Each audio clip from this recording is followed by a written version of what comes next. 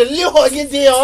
ಅಕ್ಕ ಒಬ್ಬಳಿದ್ದಾಳೆ ಅಂತ ನೆನಪಿರ್ಲಿಲ್ವೇ ನಿನಗೆ? ಅಕ್ಕ ಯಾಕೆ ಬರ್ಲಿಲ್ಲ? ಸಾಮಾಜಿಕ ಜನಜೀವನವನ್ನೇ ತಿಳಿಬೇಕೆಂಬುದಾಗಿ ತಿರುಗಾಟ ಹೊರಟವ ನಾನು.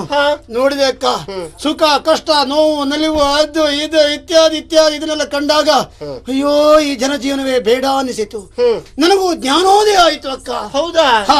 ಆದ್ರಿಂದ ಪ್ರಾಪಂಚಿಕವಾದಂತಹ ಈ ಬದುಕಿಗೆ ವಿದಾಯವನ್ನು ಹೇಳಿದೆ ನಾನು. ಆಧ್ಯಾತ್ಮಿಕದತ್ತ ನನ್ನ ಮನಸ್ಸೆಳೆಯಿತು. ಎಂತಹ ಮನಸ್ಸು! ಹೌದಕ್ಕ. ಹಾಗಾಗಿ ನಾನು ಯಾತ್ರೆಯನ್ನೇ ಕೈಗೊಂಡೆ, ಪುಣ್ಯ ಸಂಚಯನ ಮಾಡಬೇಕು ಅಂತ. ಅಲ್ಲಿ ತೊಂದರೆ ಇಲ್ಲ ನೋಡಕ್ಕ.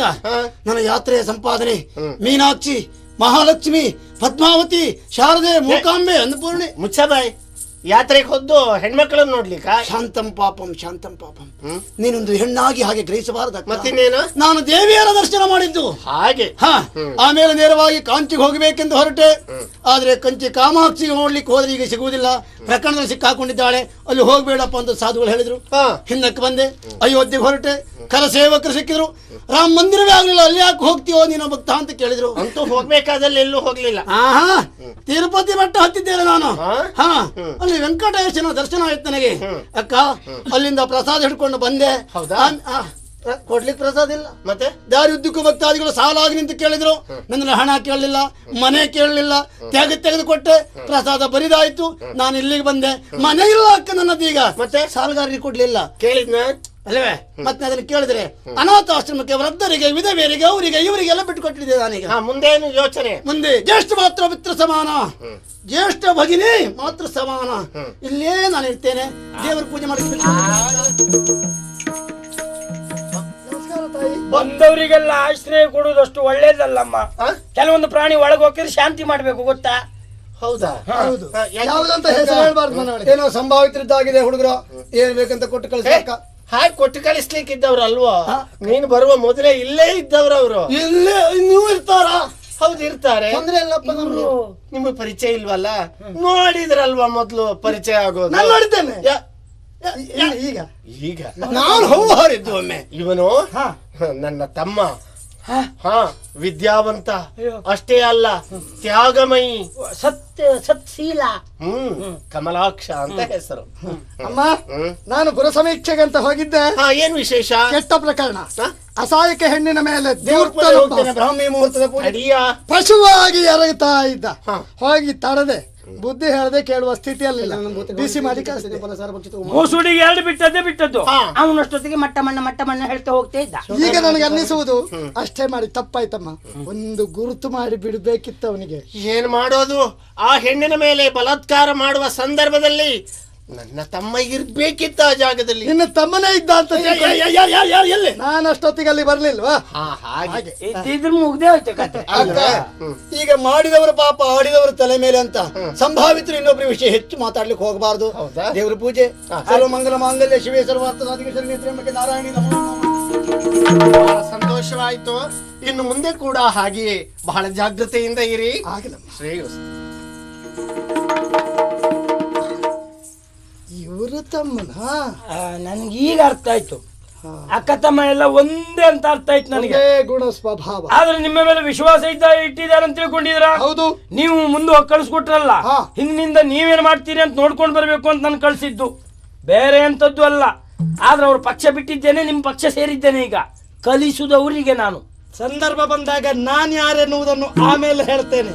ಮೊದಲು ಅವ್ರ ಬಗ್ಗೆ ಲಕ್ಷ್ಯ ಇಡೋಣ.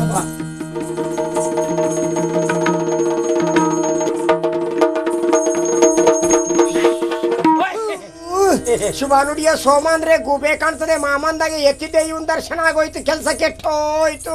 ಏನು ನೀವು ನಿಮ್ಮಷ್ಟಕ್ಕೆ ಮಾತಾಡ್ತಿದ್ರಿ? ಕಳ್ಳನ ಮಗನೆ, ಹಣೆ ಮರ ಕೆಟ್ಟವನೇ, ನೀವು 3 ಕಾಸಿನವನೇ, 1 ಕಾಸಿನವನೇ, ತೆಗೆದಾಕಿದವನೇ. ನೀವು ಆ ಹೆಣ್ಣನ್ನು ಕರ್ಕೊಂಡು ಬರ್ತೇನೆ ಅಂತೇಳಿ ನೀನು ಮೋಸ ಮಾಡಿದೆಯಲ್ಲ. ನಾನು ಎಷ್ಟು ಸಮಯದಿಂದ ಕಾಯ್ತಾ ಇದ್ದೀನಿ, ಅದು ಗೊತ್ತುಂಟ ನಿನಗೆ? ನೀವು ಹೀಗೆ ಹೇಳ್ಬಹುದಾ? ಅಂದ್ರೆ ಅಲ್ಲ, ನೀವು ನಾನು ಏನ್ ತಪ್ಪು ಮಾಡಿದ್ದೇನೆ ಅಂತ. ಮತ್ತೆ ಆ ಹುಡುಗಿ ಯಾಕೆ ಬರ್ಲಿಲ್ಲ? ಅಯ್ಯೋ, ನಿಮ್ಮ ವಿಷಯ ಹೇಳಲಿಕ್ಕೆ ಹೋಗಿ ಬಾಯಿ ಬಂದಾಗ ವಹಿಸ್ಕೊಂಡಿದ್ದೇನೆ. ಆ ಮುದುಕನಿಗೆ ಯಾವ ಕರ್ಮಕ್ ಮದುವೆ ಅವನಿಗಿನ್ನು? ಅವನು ಈ ಬ್ಯಾರ್ದು ಹೋದೆಲ್ಲ ರೋಗ ಉಂಟು, ಅವನ ಮದುವೆ ಆಗಿ ನಾನು ವಿಧುವೆ ಆಗುದಾ ಅಂತ ನನಗೆ ಎಷ್ಟು ಬೈಲು ಗೊತ್ತಾ? ಬಹುಶಃ ಯಾರೋ ನನ್ನ ಬಗ್ಗೆ ಕಿವಿ ಉದಿರ್ಬೇಕು. ಯಾರು ನನ್ನ ಬಗ್ಗೆ ಅಲ್ಲದನ್ನು ಹೇಳ್ತಾರೆ ಅವರು ಹಾಳಾಗಿ ಬೇಡ. ಮತ್ತೆ ನಿಮ್ಮನ್ನು ಹಿಡ್ಕೊಂಡು ಹೋಗುದು ನಮಗೆ ಆಗ್ತದೆ. ಗ್ರಾಮಾಧಿಕಾರಿಗಳೇ, ಅನುಮಾನ ಮಾಡಬೇಡಿ. ನೀವು ನಾಳೆ ಪ್ರಕರಣ ಆದ್ರೆ ಎದೆ ಕೊಡ್ಲಿಕ್ಕೆ ಇದ್ದೀರಿ ಅಂತಾದ್ರೆ ಅವಳು ಕೈ ಕಾಲು ಕಟ್ಟಿಗೆ ಎತ್ಕೊಂಡು ಬಂದು ನಿಮ್ಗೆ ಕಾಲು ಬಿಡದಲ್ಲಿ ಬಿಸಾಡ್ತೀನಿ. ಎಂತ ಸಂದರ್ಭ ಬಂದ್ರು ನಾನಿದ್ದೇನೆ ಎದೆ ಕೊಡ್ಲಿಕ್ಕೆ. ಹೌದಾ? ಅವಳ ಕೈ ಕಾಲು ಕಟ್ಟಿ ತಂದು ನನ್ನ ಮನೆಯಲ್ಲಿ ಹಾಕು. ಅಷ್ಟು ಮಾಡಿದ್ರೆ ನಿನ್ನ ಕುಟುಂಬಕ್ಕೆ ಕೀರ್ತಿ ಬರ್ತದೆ. ಕೀರ್ತಿ ಅಲ್ಲ, ಅಪಕೀರ್ತಿ ಬರುದು. ಅದ್ ನನ್ಗೆ ಗೊತ್ತು. ಆದ್ರೆ ನನಗೆ ಅನುಕೂಲ ಆಗ್ಬೇಕಲ್ಲ. ಏನು? ನೀವು ಒಂದು ದೊಡ್ಡ ಮನಸ್ಸು ಮಾಡ್ಬೇಕು. ಯಾಕೆಂದ್ರೆ ನಾನೊಂದು ಹುಡುಗಿ ನೋಡಿ ಪ್ರೀತಿ ಮಾಡಿದ್ದೇನೆ. ಮದುವೆ ಆಗೋ ಮಾತುಕತೆ ಆಗಿದೆ. ಮದುವೆ ಆಗೋಣ ಅಂತ ಹೇಳಿದ್ರೆ ದಾರೆ ಇರಲಿಕ್ಕೆ ಅಪ್ಪಯ್ಯ ಅಮ್ಮ ಯಾರು ಇಲ್ಲ. ಅದಕ್ಕೆ ಅವಳು ತಂದೆ ಸ್ಥಾನದಲ್ಲಿ ನಿಂತು ನೀವು ದಾರೆ ಹೌದು ಅಂತ ಆದ್ರೆ ಅಂದ್ರೆ ನನ್ನ ಮದುವೆ ಮಾಡಿಸ್ತೀರಿ ಅಂತ ಆದ್ರೆ ಈ ಕೆಲಸ ನಾ ಮಾಡ್ತೇನೆ. ನಾನ್ ನೋಡಿದ ಹುಡುಗಿಯನ್ನು ನನಗೆ ನೀನ್ ತಂದು ಕೊಡುದು ಹೌದಾಗಿದ್ರೆ ನೀನ್ ನೋಡಿದ ಹುಡುಗಿಯನ್ನು ನಿನಗೆ ಮದುವೆ ಮಾಡಿಸ್ತೀನಿ ನಾನು. ಹೌದಲ್ಲ? ಹೌದು. ಬನ್ನಿ.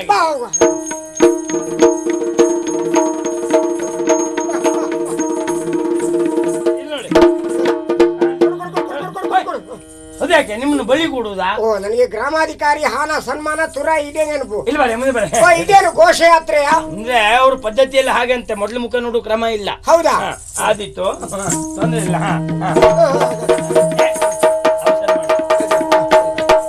ಏನಪ್ಪ ಈಗ ನೋಡಿ, ಒಂದು ನಮಸ್ಕಾರ ಮಾಡಿ. ದೇವರು ಒಳ್ಳೇದು ಮಾಡ್ಲಿ. ಆದ್ರೂ ಒಂದು ಏನು? ನೀವು ಮನಸ್ಸು ಮಾಡ್ಬೇಕು. ಯಾಕೆ ಅಂದ್ರೆ ಒಳ್ಳೆ ರೀತಿಲಿ ಕೈ ಒಪ್ಪಿಸ್ಕೊಟ್ಟು ನಾಲ್ಕು ಅಪ್ಪಯ್ಯನ ಜಾಗದಲ್ಲಿ ನಿಂತು ಮಾತಾಡ್ಬೇಕು.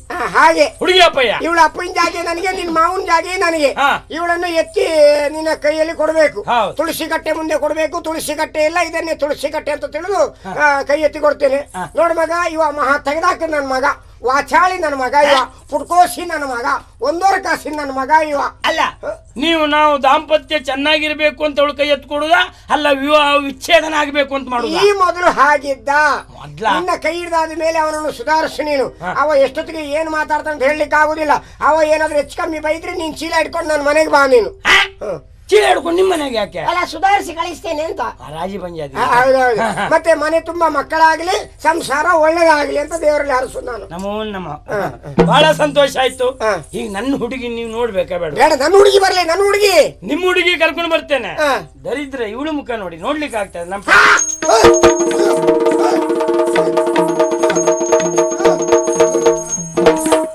ಅಯ್ಯೋ, ನಮ್ಮ ಅಪ್ಪ ಹೋದ್ರಲ್ಲ, ಹೋಗಿಬಿಟ್ನೇನೆ.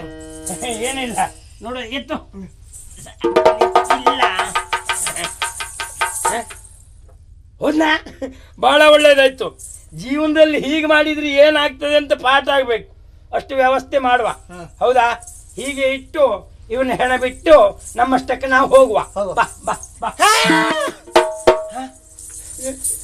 ಎಂತ ವಿಶ್ವಾಸ ದ್ರೋಹ ಮಾಡಿದೆ. ನನ್ನನ್ನು ನಂಬಿಸಿ ನೀನು ಮೋಸ ಮಾಡಿದೆ ಅಲ್ಲ. ಗ್ರಾಮಾಧಿಕಾರಿಗಳೇ, ನಿಮಗೆ ಮೋಸ ಮಾಡಬೇಕು ಮನಸ್ಸು ನನಗಲ್ಲ.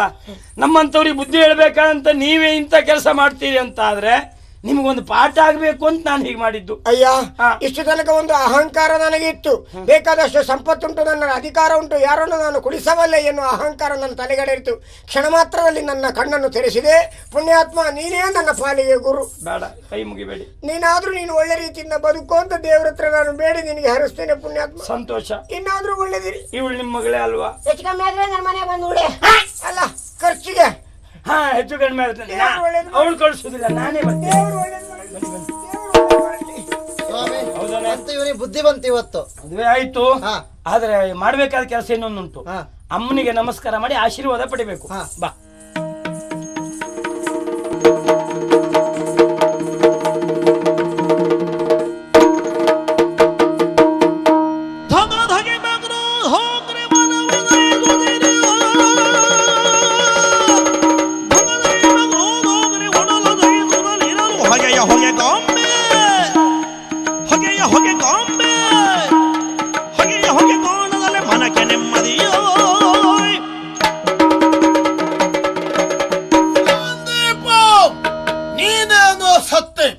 ಆದ್ರೆ ನನ್ನ ಎದುರಿನಲ್ಲಿ ರೇಷದ ದ್ವೇಷದ ಕಿಚ್ಚನ್ನು ಹಬ್ಬಿಸಿಬಿಟ್ಟೆ. ಆ ದಿವಸ ನಿನ್ನಿಂದಾದಂತ ಅನ್ಯಾಯ, ಅದಕ್ಕೆ ತಕ್ಕ ಪ್ರತೀಕಾರ ಹೇಗೆ ಎನ್ನುವುದಾಗಿ ಕಾಯುತ್ತಾ ಇದ್ದವ ನಾನು. ಎಲ್ಲ ಸಮರ ಸಿಂಹ, ನನ್ನಿಂದ ನೀನು ತಪ್ಪಿಸಿಕೊಂಡೇ ಬದುಕಿದೆ ಎನ್ನುವುದಾಗಿ ಭಾವಿಸಬೇಡ. ಹಾಗೆ ಕಂಡೇ ಕಾಣುತ್ತೇನೆ. ಆದ್ರೆ ಹೇಗೆ, ಏನು ಮಾಡ್ಲಿ? ಬಿಡು ಮನದ ವ್ಯಾಕುಲವನೇ, ಬಿಡು ಮನದ ವ್ಯಾಕುಲ ಹೋಗುದ ಸಮರನನು ತರಿವ ಭರವಸೆ.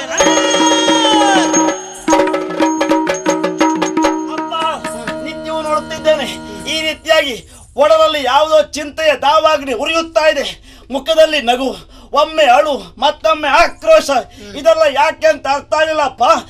ಮಾತಿಗೂ ಸಂದೀಪ, ಅದೇ ರೀತಿಯಾಗಿ ಸಮರ ಸಿಂಹ ಎಂಬುದಾಗಿ ಅವನ ವಂಶ ನಾಶವಾಗಬೇಕು ಅಲ್ವೇ? ನಾನಿದ್ದೇನೆ, ಹೇಳಿ ಅಪ್ಪ, ಯಾಕೆ ಚಿಂತೆ, ಯಾಕೆ ದ್ವೇಷ, ಹೇಳಿ ಅಪ್ಪ. ಜನಕ ಬಿಟ್ಟು ಬಿಟ್ಟು ಚಿಂತೆ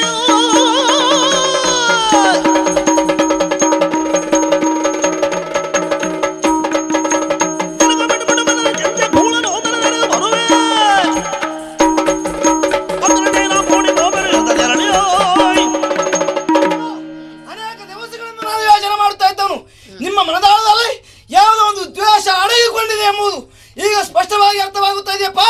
ಯೋಚನೆ ಮಾಡಬೇಡಿ, ನಿಮ್ಮ ಮಗ ಎದೆ ಎತ್ತರಕ್ಕೆ ಬೆಳೆದು ನಿಂತಿದ್ದಾರೆ. ಸಮರಸಿಂಹ ನಿಮಗೂ ದ್ವೇಷ ಅಂತಾದ ಮೇಲೆ ನಮಗೂ ಮಾತ್ರ ವೈರಿ ಹೌದಲ್ಲ? ಅಪ್ಪಣೆಯೊಂದನ್ನು ಕೊಡಿ, ರಿಪು ರಕ್ತಪಾನ ದುರಿಣವಾದ ಕತ್ತಿಯಿಂದ ಸಮರಸಿಂಹನ ಕತ್ತನ್ನು ಕತ್ತರಿಸಿ ನೆತ್ತರದ ಓಕುಳಿಯನ್ನು ಹರಿಸಿ ಬರ್ತೇನೆ. ಮಕ್ಕಳೇ, ಯಾಕೆ ದ್ವೇಷ? ಆ ಸಮರಸಿಂಹನ ಮೇಲೆ ದ್ವೇಷ ಬರುವುದಕ್ಕೆ ಕಾರಣ ನನ್ನ ತಂಗಿ ರಾಗಿಣಿಯ ಸಾವಿಗೆ ಕಾರಣೀಕರ್ತನಾದಂತಹ ಅವನ ತಂದೆ ಸಾಂದೀಪನನ್ನು ನಾನು ಕೊಂದು ಮುಗಿಸಿದೆ.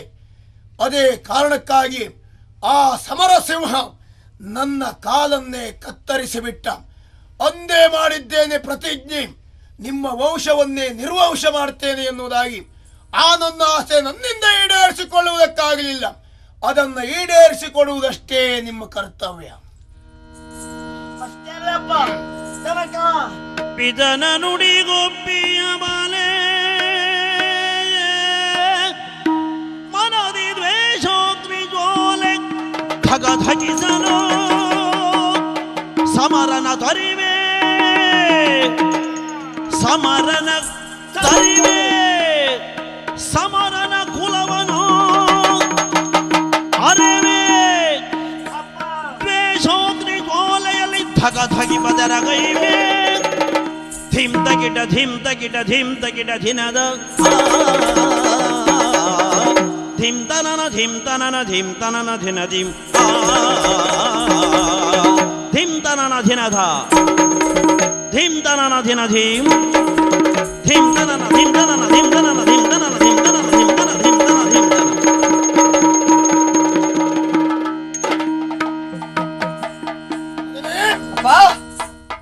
ಪ್ರಜ್ವಲ ಮುಂದೋಗ್ತಾ ಇದ್ದಾಳೆ. ಎಷ್ಟಾದರೂ ಹೆಣ್ಣು, ಅವಳ ಬೆಂಗಾವಲಿಗೆ, ಅವಳ ರಕ್ಷಣೆಗೆ ನೀನು ಹೋಗು. ಈ ಕಾರ್ಯದಲ್ಲಿ ಯಶಸ್ಸನ್ನು ಸಾಧಿಸು.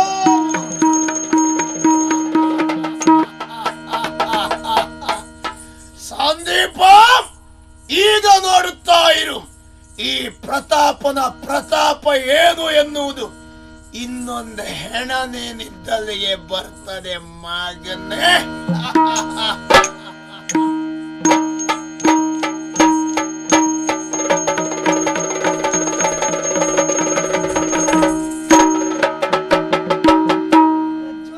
ಸಮರ, ನೀನು ನಾನು ಇಲ್ಲಿ ಹೌದು. ಎಷ್ಟು ವರ್ಷ ಆಯ್ತೇ ನೋಡಿದೆ?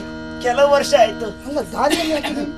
ಸಮರ, ನಡುಬದಿ ಕಾಣುದಲ ಸಮರನ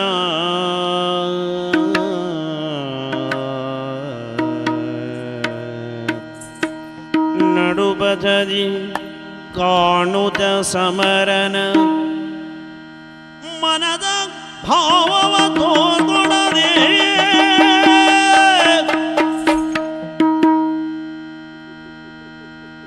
ಕಿರುನಗೆಯ ಬೀರಿ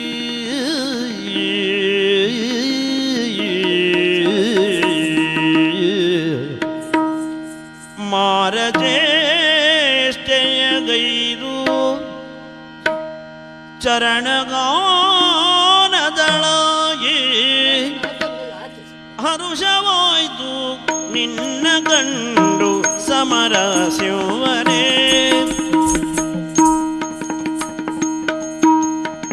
ಹರುಷವಾಯ್ತು ಹರುಷವಾಯ್ತು ನಿನ್ನ ಕಂಡೆ ಸಮರ ಶಿವನೇ. ಕಂಡೆ ಸಮರ ಶಿವನೇ, ಕಂಡೆ ಸಮರ ಶಿವನೇ. ಎರಗಿ ಪದಕ್ಕೆ ಒರೆವೆ ಮನವ, ಎರಗಿ ಪದಕ್ಕೆ ಒರೆವೆ ಮನವ. ಮದನ ರೂಪ ಶಿವನೇ ಮದನ ರೂಪ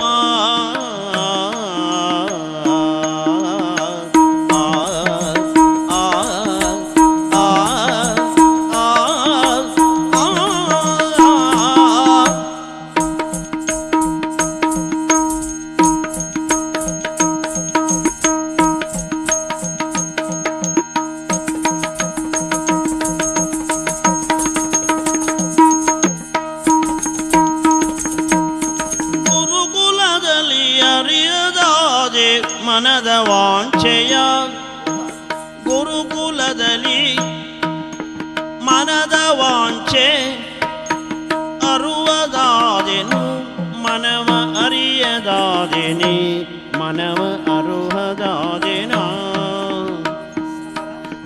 ವರಿಸು ಎನ್ನನು ಪೊರೆಯು ಮುನ್ನ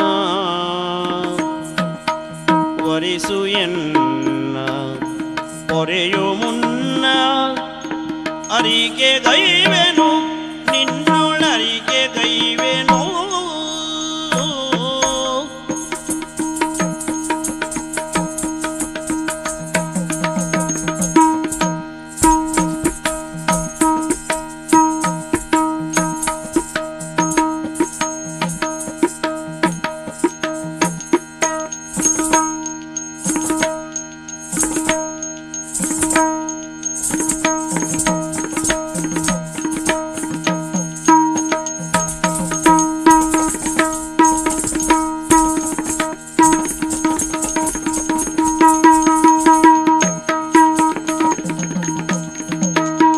ಹರುಷವಾಯ್ತು ನಿನ್ನ ಕಂಡೆ ಹರುಷವಾಯ್ತು ನಿನ್ನ ಕಂಡು ಸಮರಸಿರುವನೇ ಪ್ರಜ್ವಲ ನೋಡಿ ಸಂತೋಷವಾಯ್ತು. ಎಷ್ಟೋ ಕಾಲ ಕಳೆದಾಯ್ತು, ನೋಡಬೇಕು ನೋಡಬೇಕು ಅಂತ ಆಸೆ ಇತ್ತು.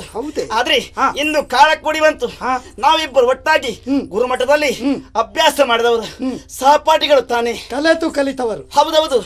ಅವತ್ತು ಎಷ್ಟೆಲ್ಲ ಮಾತಾಡಿದ್ದೇವೆ, ಒಂದು ಎರಡೋ ಲೆಕ್ಕಾಚಾರವೇ ಇಲ್ಲ ಇಲ್ವಾ? ಆದ್ರೆ ಯಾವ ಮಾತನ್ನು ಹೇಳಬೇಕಿತ್ತು ಹೇಳುವುದಕ್ಕೆ ಸಾಧ್ಯವಾಗಲಿಲ್ಲ. ಅದೇ ರೀತಿಯಾಗಿ ನನ್ನ ಮನಸ್ಸನ್ನು ಅರಿಯುವುದಕ್ಕೆ ನಿನ್ನಿಂದಲೂ ಸಾಧ್ಯ ಆಗ್ಲಿಲ್ಲ ನೋಡು. ಅಲ್ಲ, ಅಷ್ಟು ವರ್ಷಗಳ ಕಡೆಗೆ ಮಾತಾಡಿದ್ರು ಆಡಲೇಬೇಕಾದ ಒಂದು ಮಾತು ಉಳಿದೋಯ್ತಾ? ಹೌದು, ಯಾವ್ದು? ಮನದ ಮಾತು ಹಾಗೆ ಉಳಿದೋಯ್ತು. ಹೇಳುವುದಕ್ಕೆ ಪರಿಸರ ಪೂರಕವಾಗಿಲ್ಲವಾಗಿತ್ತು. ಆದ್ರಿಂದ ಹಾಗಲ್ಲ, ಪರಿಸರ ಪೂರಕವಾಗಿದೆ ನೋಡು. ನನ್ನ ಅಂತರಂಗದ ಮಾತನ್ನಾಡುತ್ತಿದ್ದೇನೆ, ತಪ್ಪಾಗಿ ಭಾವಿಸಿಕೊಳ್ಳಬಾರದು.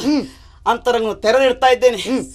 ನನ್ನ ಬದುಕಿಗೆ ನೀನೇ ನಾಯಕನಾಗಿ ಬರಬೇಕು, ನನ್ನ ಹೃದಯ ಕಮಲಕ್ಕೆ ನೀನೇ ಇನ್ನನಾಗಿ ಬರಬೇಕು, ನನ್ನ ಬಾಳದವರೆಗೆ ನೀನೇ ಶಶಿಯಾಗಿ ಬರಬೇಕು. ಒಲ್ಲೆ ಅಂತ ಹೇಳಬೇಡ, ಅಂಗಲಾಚಿ ಬೇಡಿಕೊಳ್ತೇನೆ.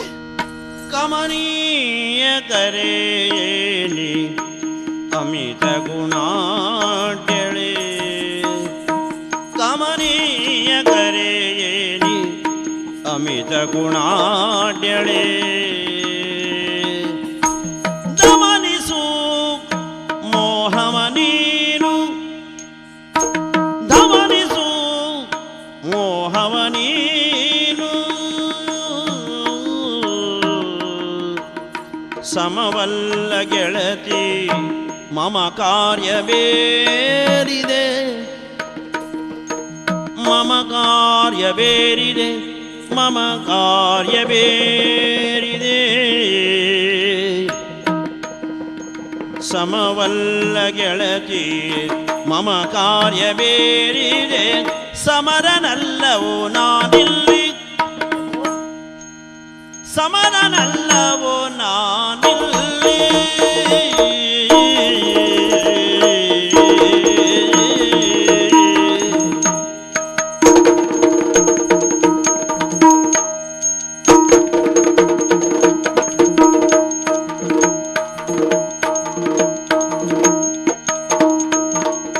ಸಮವಲ್ಲ ಗೆಳತಿಯ ಮಮ ಕಾರ್ಯ ಬೇರಿದೆ, ಸಮರನಲ್ಲವೋ ನಾನಿಲ್ಲಿ, ಗೆಳತಿ ಸಮರನಲ್ಲವೋ ನಾನಿಲ್ಲಿ.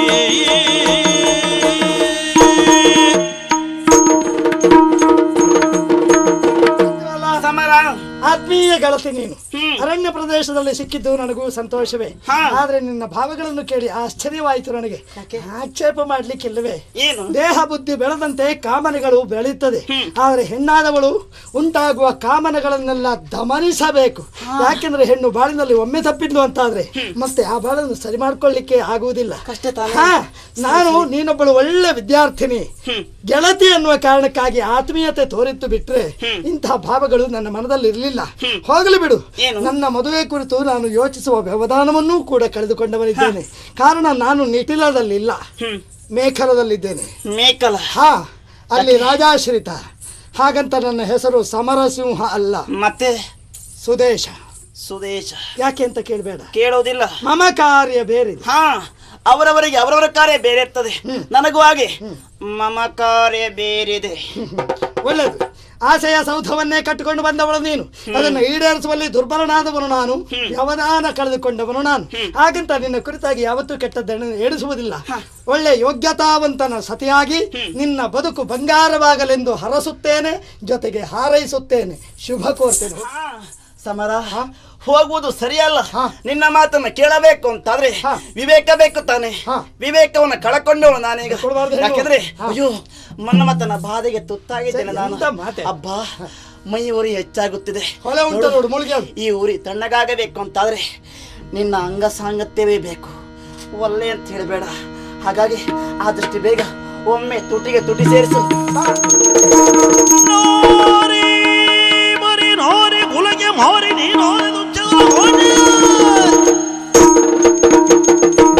ಹದಗೆಟ್ಟಿದ್ದೀಯನೆನ್ನುವುದು ಈಗ ಅರ್ಥ ಆಯಿತು ನನಗೆ. ನೀನೊಬ್ಬಳು ನಾರಿ, ಬಾಧಿಸುತ್ತಿದ ಕಾಮದ ಉರಿ, ಅದಕ್ಕೆಂದೇ ಹಿಡಿದಿದ್ದೀಯ ಅಡ್ಡದಾರಿ. ಹೆಣ್ಣು ಕುಲದ ಹೆಮ್ಮಾರಿ, ಮುಖ ತೋರಿಸದೆ ಬಿಡುದಾರಿ.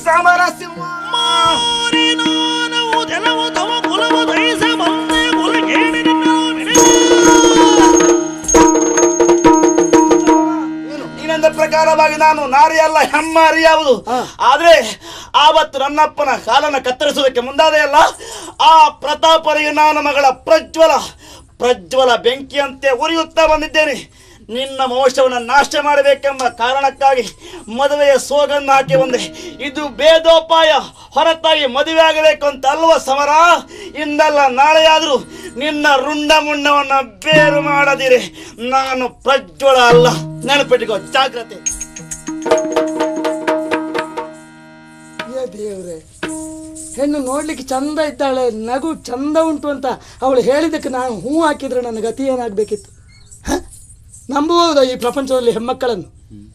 ಒಬ್ಬ ಪುಣ್ಯಾತ್ಮ ಹೇಳಿದ ಹೆಣ್ಣಿನ ಕುರಿತಾಗಿ, ಕಿಮ್ನ ಕುರುವಂತಿ ಯೋಷಿತಾ. ಹೆಣ್ಣನ್ನು ಮನಸ್ಸು ಮಾಡಿದರೆ ಏನನ್ನು ಮಾಡಲಿಕ್ಕಿಲ್ಲ. ಇವಳಿಗೆ ದ್ವೇಷ. ಅವಳಪ್ಪನ ಕಾಲನ್ನು ಕತ್ತರಿಸಿದವನ ಅವನು. ನಿರ್ದಯಿಯಾಗಿ ಕತ್ತರಿಸಿದ್ದ ಹೌದು, ನಿಷ್ಕಾರಣವಾಗಿ ಅಲ್ಲ ಎನ್ನುವುದು ಆ ಹೆಡ್ಡಳಿಗೆ ಗೊತ್ತಿಲ್ಲ. ಅಪ್ಪನಿಂದ ಪ್ರಚೋದಿತಳಾಗಿ ಬಂದವಳು. ಪ್ರಜ್ವಲ, ನೀನು ಜ್ವಲಿಸುತ್ತಾ ಬರ್ತೀಯ ಅಂತಾದರೆ ನಿನ್ನನ್ನು ಶಮನಗೊಳಿಸುವುದು ಹೇಗೆ ಅಂತ ಸಮರಸಿಂಹನಿಗೆ ಗೊತ್ತು. ನಿನ್ನ ಪೌರುಷಕ್ಕೆ ನನ್ನ ಪಂಚಾಹ್ವಾನಪ್ಪ.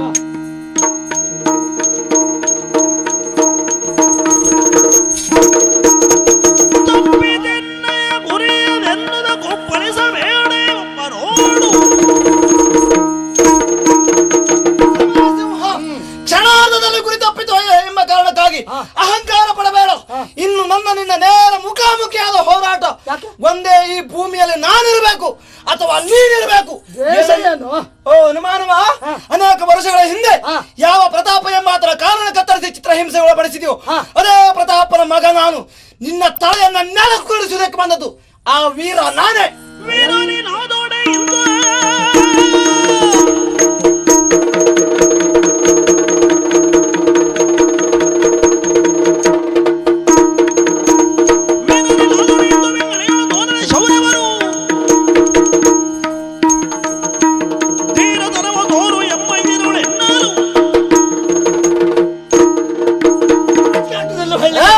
ಒಬ್ಬ ವೀರ ಮಾಡುವ ವ್ಯವಹಾರವೇ ಇದು?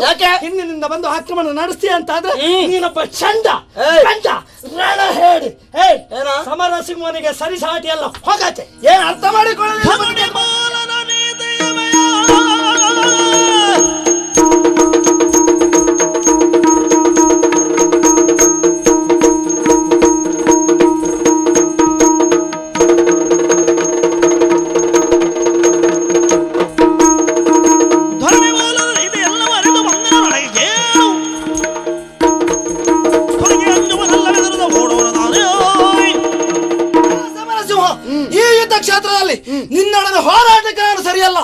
ಒಂದು ರೀತಿಯಲ್ಲಿ ಯೋಚನೆ ಮಾಡಿದ್ರೆ ವಯೋಮಾನದಲ್ಲಿ ಸಮಾನ ಇರಬಹುದು, ಆದ್ರೆ ಅನುಭವದಲ್ಲಿ ನಾನು ಸಣ್ಣವಂತ ಒಪ್ಪಿಕೊಳ್ತೇನೆ. ಹಾಗಂತ ನೀನು ಒಬ್ಬ ಕ್ಷತ್ರಿಯ, ನೀನು ವಿದ್ಯಾಭ್ಯಾಸವನ್ನು ಮಾಡಿದ ಹಾಗೆ ಸಕಲ ಶಾಸ್ತ್ರವಾದ ವಿದ್ಯೆಯನ್ನು ನಾನು ಅಭ್ಯಾಸ ಮಾಡಿದ ಕೆಲಸಕ್ಕೆ ಬರುವುದಿಲ್ಲ ಬರುವುದಿಲ್ಲ ಅಂತ ಸುಮ್ಮನೆ ಕೂತ್ಕೊಂಡ್ರೆ ಆಗುವುದಿಲ್ಲ. ಪ್ರಯೋಗಕ್ಕೆ ನಾವಾಗಿ ಇಳಿದುಕೊಳ್ಳಬೇಕು. ಸಮರಸಿಂಹ ಸಣ್ಣವನಾದರೇನು, ಸಣ್ಣವರು ದೊಡ್ಡ ಕೆಲಸ ಮಾಡಿದ್ದಾರೆ ಎನ್ನುವುದಕ್ಕೆ ಉದಾಹರಣೆ ಅನೇಕವನ್ನು ಕೊಡಬಲ್ಲೆ. ಯಾವ್ದು ಹೇಳ್ತೆ? 6 ಮತ್ತೊಂದನೇ ದಿನದ ಘೋರ ರೈತರ ಶಿರವನ್ನು ಹರಿದ ಮಯೂರ ವಾಹನ ಹಾರಕ ವರ ಪಡೆದದ್ದೇ ಹಾಗೆ. ನಿನಗೇನು ವರ ಕೊಡ್ಲಿಲ್ಲ, ನಾನು ಇಂಥವರಿಂದ ಸಾಯ್ಬೇಕು ಅಂತ ವರ ಪಡಿಲಿಲ್ಲ. ಅವ ದೇವ ವರ್ಗಕ್ಕೆ ಸೇರಿದವನಂತಾಯ್ತು, ಸಂಬಂಧ ಇಲ್ಲ. ಮಾನವರ ದೊಡ್ಡ ಕೆಲಸ ಮಾಡಿದವರಿದ್ದಾರೆ. ವೀರ ಅಭಿಮನ್ಯು ದ್ರೋಣಾಚಾರ್ಯರು ಬರೆದಿರುವಂತ ಚಕ್ರವ್ಯೂಹನ ಭೇದನ ಮಾಡಲಿಲ್ವೇನಾ? ಏನ ಅಭಿಮನ್ಯುವಿನ ಕತೆ ನೀನ್ ನನಗೆ ಹೇಳುದ? ಅವ ಚಕ್ರವ್ಯೂಹ ಭೇದನ ಕ್ರಮವನ್ನು ಯಾವಾಗ ಅಭ್ಯಾಸ ಮಾಡಿದ ಗೊತ್ತಾ? ತಾಯಿಯ ಹೊಟ್ಟೆಯಲ್ಲಿ ಇರುವಾಗ ಕೃಷ್ಣ ಹೇಳಿದ ಕಥೆಯನ್ನ ಕೇಳ್ತಿರೋದು. ನೀನು ನಿನ್ನ ಅಮ್ಮನ ಹೊಟ್ಟೆಲಿದ್ದಾಗ ನನ್ನನ್ನು ಹೇಳ್ತೇನೆ ಅಂತ ಅಭ್ಯಾಸ ಮಾಡಿದ್ಯಾ? ಹಾಗೇನು ಇಲ್ಲ. ಮತ್ತು ಬೇಡ, ದೊಡ್ಡವರಾದವರನ್ನ ಗೆದ್ದಿದ್ದಾನೆ, ಸಣ್ಣವರಂತ ಉದಾಹರಣೆ ಕೊಟ್ಟದ್ದು ಅದು ಬೇಡ ಬಿಡು. ಇನ್ನೊಬ್ಬ ಇದ್ದಾನೆ, 3 ಲೋಕದ ಗಂಡುಗಲಿಯಾದ ಅರ್ಜುನನ ಗೆದ್ದ ವೀರ ಗಂಡು ಮಗ ಬಬ್ರು ವಾಹನ. ಹೌದಲ್ಲ? ಅಭಿಮನ್ಯು ಕತೆ ಮುಗೀತು. ಬಬ್ರುವಾಹನ ಅರ್ಜುನರ ಸಂಬಂಧ ಏನು ಗೊತ್ತಾ ನಿನಗೆ? ಅಪ್ಪ ಮಗ, ಆಮೇಲೆ ತಾಯಿ ಹೇಳಿದ ಮೇಲೆ ಗೊತ್ತಾದದ್ದು. ಹೌದಾ? ಬಬ್ರುವಾಹನ ಗೆದ್ದದ್ದು ಕೊಂದದ್ದು ಯಾರನ್ನ? ಅಪ್ಪನನ್ನ. ನೀನ್ ನನ್ನ ಗೆಲ್ತೀಯ? ನಾನ್ ನಿನ್ಗೇನು ಧರ್ಮಕ್ಕೊಂದು ಅಪ್ಪ ಆಗೋ ಯೋಚನೆ ಅಲ್ಲ, ಅದೇ ಆದ್ರೂ ಪ್ರಕರಣ ನಡೀಲಿ ಅಂತ ಹೇಳಿದ್ದು. ನಾನೊಬ್ಬ ಕ್ಷಾತ್ರಿಯ ಕುಮಾರ. ಏನೋ ಅಭಿಮನ್ಯು ಹೌದು, ನೀನು ನೋಡ್ಲಿಲ್ಲ, ನಾನು ನೋಡ್ಲಿಲ್ಲ. ಪುರಾಣದ ಕಥೆ ಅದು. ಇತ್ತೀಚೆಗೆ ಅಭಿಮನ್ಯು ಪಾತ್ರ ಮಾಡುವವರನ್ನಾದ್ರೂ ನೋಡಿದ್ಯಾ? ಕೆಲವರು ನೋಡಿದ್ದೇನೆ. ನಾ ಯೋಚನೆ ಮಾಡಬೇಡ, ನಾನು ನಿನ್ನ ಹತ್ರ ಮಾಡಿಸ್ತೇನೆ. ಹಾಗೆ ಕೇಳು, ನಾನೊಂದು ವ್ಯೂಹ ರಚನೆ ಮಾಡಿದೆ ಅಂತ ಆದ್ರೆ ಮುಗೀತು ನಿನ್ನ. ಆ ವ್ಯೂಹ ರಚನೆ ಮಾಡ್ಲಿಕ್ಕೆ ಬದುಕು ಉಳಿದ್ರಲ್ವಾ?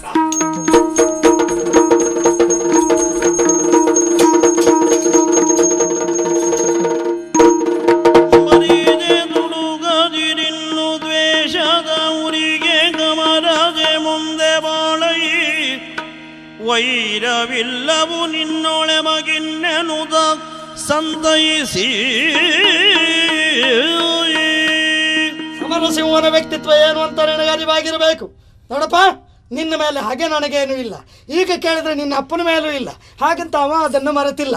ಹೇಳ, ನಿನ್ನ ಅಪ್ಪನಲ್ಲಿ ಹೇಳಿ ಕೇಳು, ಸಮರಸಿಂಹ ಎಲ್ಲಿಗೆ ಬರಬೇಕಂತ ಹೇಳಿ ಕಳಿಸ್ಲಿ, ನಾನು ಬಂದು ಉತ್ತರ ಕೊಡ್ತೇನೆ. ನೀನು ಬೆಳೆಯಬೇಕಾದವನು. ಹೋಗು, ಮುಖ ನೋಡಬೇಡ, ನನಗೆ ಮತ್ತೊಮ್ಮೆ ತೋರಿಸ್ಬೇಡ. ಹೋಗು, ಹೋಗ ಹೋಗ ಹೋಗ. ಏನ ಪ್ರಸಂಗ ಅನುಕೂಲ ಉಂಟು ಅಂತ ತೊಳಿತೀಯ ಅಂದ್ರೆ ಇನ್ನೊಂದು ಪ್ರಸಂಗ ಸಿಗಲಿ ನನಗೆ. ನೀನ್ ತುಳಿತೀಯ? ಒಂದು ಮಾತು ಕೇಳುದು, ನನಗೆ ತುಳಿಯುವುದಲ್ಲ, ತುಳಿತೇನೆ ಅಂತ ಮನಸ್ಸು ಮಾಡಿದ್ರೆ ನಿನ್ನ ಕಾಲು ಹುಳ ಬಿದ್ದ. ಇದಕ್ಕೆ ಪ್ರತಿಕಾರವನ್ನು ಬೇರೆ ರೀತಿಯಲ್ಲಿ ತಿಳಿಸಿಕೊಳ್ತೇನೆ. ಪ್ರಕರಣ ಇಲ್ಲಿಗೆ ಇತ್ಯರ್ಥ ಆಗುವುದಿಲ್ಲ. ನಿನಗೊಂದು ಕಾಲ, ನನಗೊಂದು ಕಾಲ ಬಂದೇ ಬರ್ತದೆ. ಆವತ್ತು ಅಭಿಮನ್ಯು ಸತ್ತ ಎನ್ನುವುದಕ್ಕಿಂತ ಮೋಸದಿಂದ ಅವನನ್ನು ಕೊಂದು ಮುಗಿಸಿದ್ರು. ಎದೆ ಹೊಡ್ಕೊಂಡು ಸಾಯ್ಬೇಡ. ಇವ ಇದನ್ನು ಬದುಕುಳಿದಾನೆ ಹೆಡ್ಡ. ನಿನ್ನನ್ನು ಬದುಕಿ ಉಳಿಸಿದ್ದವ್ರು ಹೆಡ್ಡ. ಮತ್ತೆ ನೋಡ್ಕೊಳ್ತೇನೆ. ನೋಡ್ಕೋ. ಅದಲ್ಲ, ಪ್ರತಾಪನಿಗೆ ತಾನು ಮಗ ಅಂತ ಹೇಳ್ತಾನಲ್ಲ. ನಾನು ತಿಳಿದಂತೆ ಪ್ರಜ್ವಲ ಒಬ್ಬಳೇ ಮಗಳು. ಇವನೊಬ್ಬ ಎಲ್ಲಿಂದ ಯಾವಾಗ ಹುಟ್ಕೊಂಡ ಏನೋ. ಅಂತೂ ನನ್ನ ಹಿಂದೆ ಒಂದು ವಿಷವು ಅರ್ತುಲ ಸಿದ್ಧವಾಗ್ತಾ ಇದೆ ಎನ್ನುವುದು ಸ್ಪಷ್ಟವಾಯಿತು. ಏನೇ ಇರಲಿ, ಜಾಗೃತರಾಗೋಣ.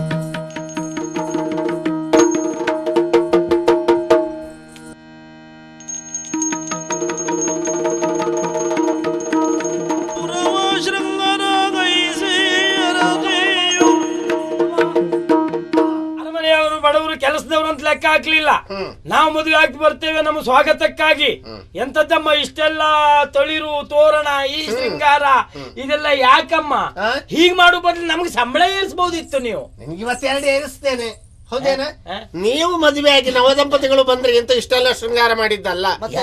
ಅರಮನೆಯನ್ನು ಪುರವನ್ನು ಸಿಂಗರಿಸುವುದಕ್ಕೆ ಕಾರಣ ಮನೆಯಲ್ಲೇ ಮದುವೆ ಇದೆ. ಯಾರದ್ದಮ್ಮ? ಪಾಪ ತಾಯಿ ಸತ್ತ ಮಗಳು ಭಾವನ. ನೀವು ಕತೆ ಗೊತ್ತಿಲ್ಲದವ್ರ ಮಾತಾಡಬೇಡಿ. ಯಾಕ? ನೀವಿದ್ದಾಗ ತಾಯಿ ಸತ್ತ ಮಗುವಂತದ್ದು, ಹೆತ್ತ ತಾಯಿ ಇದ್ರು ಇಷ್ಟು ಮಾಡ್ತಾಳ? ಖಂಡಿತ ಇಲ್ಲ.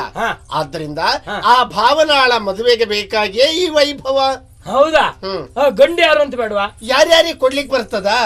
ಏನು ಜಗ್ಲಿಯಲ್ಲಿ ಕಸ ತೆಗೆದು ಅಂಗ್ಳಕ್ ಬಿಸಾಡಿದಾಗ ಅಲ್ಲಪ್ಪ, ಯೋಗ್ಯವರನಾಗಬೇಕು. ನನ್ನ ತಮ್ಮ ಕಮಲಾಕ್ಷ. ಬಹಳ ಒಳ್ಳೆ ಸಂಬಂಧ. ಅರಮನೆಯಲ್ಲಿ ನಡೆಯುವ ಮದುವೆ. ಹೌದು, ನಾವು ಇನ್ನೂ ಶೃಂಗಾರ ಮಾಡ್ಕೊಂಡು ಬರ್ತೇವೆ. ಆಯ್ತಾಯ್ತು, ಹೋಗಿ.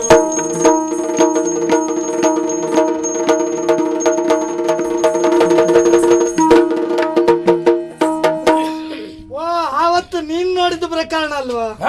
ಅದು ಹೋಯ್ತಾ ಬೇರೆಯವ್ರೊಟ್ಟಿಗೆ? ಅವಳು ಮದುವೆ ಆಗಿ ಬಂದೆ, ಅವಳು ಕತೆ ಅಲ್ಲ. ಎಂತದ್ದು ಅನಾಹುತ ಆಗೋಯ್ತು. ಏನೋ ಪಾಪಿ ಕಮಲಾಕ್ಷಿ ಮದುವೆ ಸಂತೋಷ ಪಡೋಣವ, ಇನ್ನಾದ್ರೂ ಗೃಹಸ್ಥನಾಗಿ ಒಳ್ಳೆಯವನಾಗಿರ್ಲಿ. ಸಂತೋಷ ಪಡುವ ವಿಷಯ ಅಲ್ಲ. ಹೆಣ್ಣು ಯಾರು ಅಂತ ಕೇಳು. ಯಾರು? ಮನಸ್ಸಿಲ್ಲದೆ ಹೋದಂತಹ ಭಾವನೆಗಳನ್ನು ಬಲಾತ್ಕಾರವಾಗಿ ಎಳ್ಕೊಂಡು ಬಂದು ಮದುವೆ ಮಾಡಿಸಿಕೊಂಡಿದ್ದಾರೆ. ಎಣಿಸಿಕೊಳ್ಳುವಾಗ ನನಗೆ ಬೆಂಕಿ ಬೀಳ್ತಾ ಉಂಟು. ನನ್ನಲ್ಲಿ ಕೂಪಿದ್ರೇನು, ನಿನ್ನಲ್ಲಿ ಕತ್ತಿದ್ರೇನು? ತಗೊಂಡು 4 8 ಮಾರಾಟ ಮಾಡಿ ಹಾಕಿದ್ರೆ ಯಾರು ನಿನ್ನ ಅಲ್ಲ, ಕೂಪು ಕತ್ತಿ. ಯಾಕ ಮಾತು? ಮತ್ತೆ ಅವ್ರು ಇದ್ದಾರೆ ಅಲ್ಲಿ, ಮಾತಾಡ್ಲಿಕ್ಕೆ ಶುರು ಮಾಡಿದ್ರೆ ಯಾರು ಇದ್ದಾರೆ ಇಲ್ಲ ಗೊತ್ತಾಗುದಿಲ್ಲ ನಿಮಗೆ.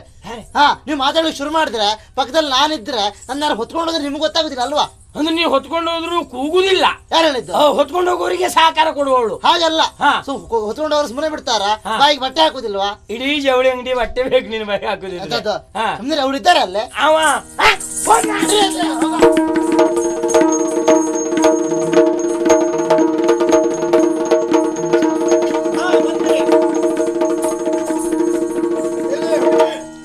ಎಳ್ಕೊಂಡು ಬಾರ ಅವಳನ್ನ.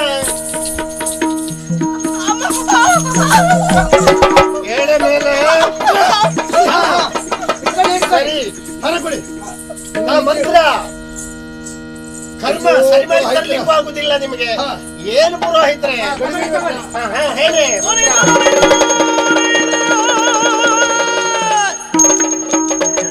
ಗಿಳೆಯ ಸಾಗುದ ಗಿಡುಗನೋ ಕರದೊಲಗೆ ಈಯಲು ಬಿಡಿ ಬಿಡಿರು ನಿಮ್ಮನೆ ಮದುವೆಯನ್ನು ಗಿಳಿಯನ್ನು ಸಾಕಿ ಗಿಡುಗನ ಕೈಕೆ ಕೊಟ್ಟಂತೆ ಅವಳ ಮದುವೆ ಇವನೊಟ್ಟಿಗೆ ಆಗುವುದಕ್ಕೆ ನಾನು ಬದುಕಿದ್ದು ಬಿಡ ಜಾಗ್ರತೆ. ಇಕ್ಕಿದ ಅನ್ನವನ್ನು ಮುಕ್ಕಿ ಸೊಕ್ಕಿ ಬೆಳೆದ ಶುನಕ ಕೇಳಲಿಕ್ಕೆ ಹಕ್ಕಿದ್ದೇ ಕೇಳ್ತಾ ಇದ್ದೇನೆ. ಏನು ಹಕ್ಕು? ಅವಳ ಸಂಬಂಧ ಗೊತ್ತಿದೆಯಾ ನಿಮಗೆ? ಇಲ್ಲ. ಎನ್ನ ಭಗಿನಿಯು ಇವಳು ಮನುದೇವನಾನೆ, ಎನ್ನ ಭಗಿನಿಯು ಇವಳು ಮನುದೇವನಾನೆ,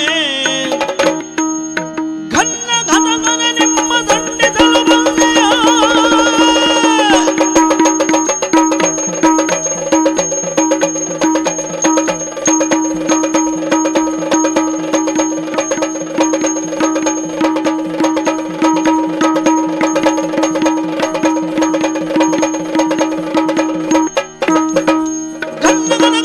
ದಂಡಿಸಲು ಬಂದ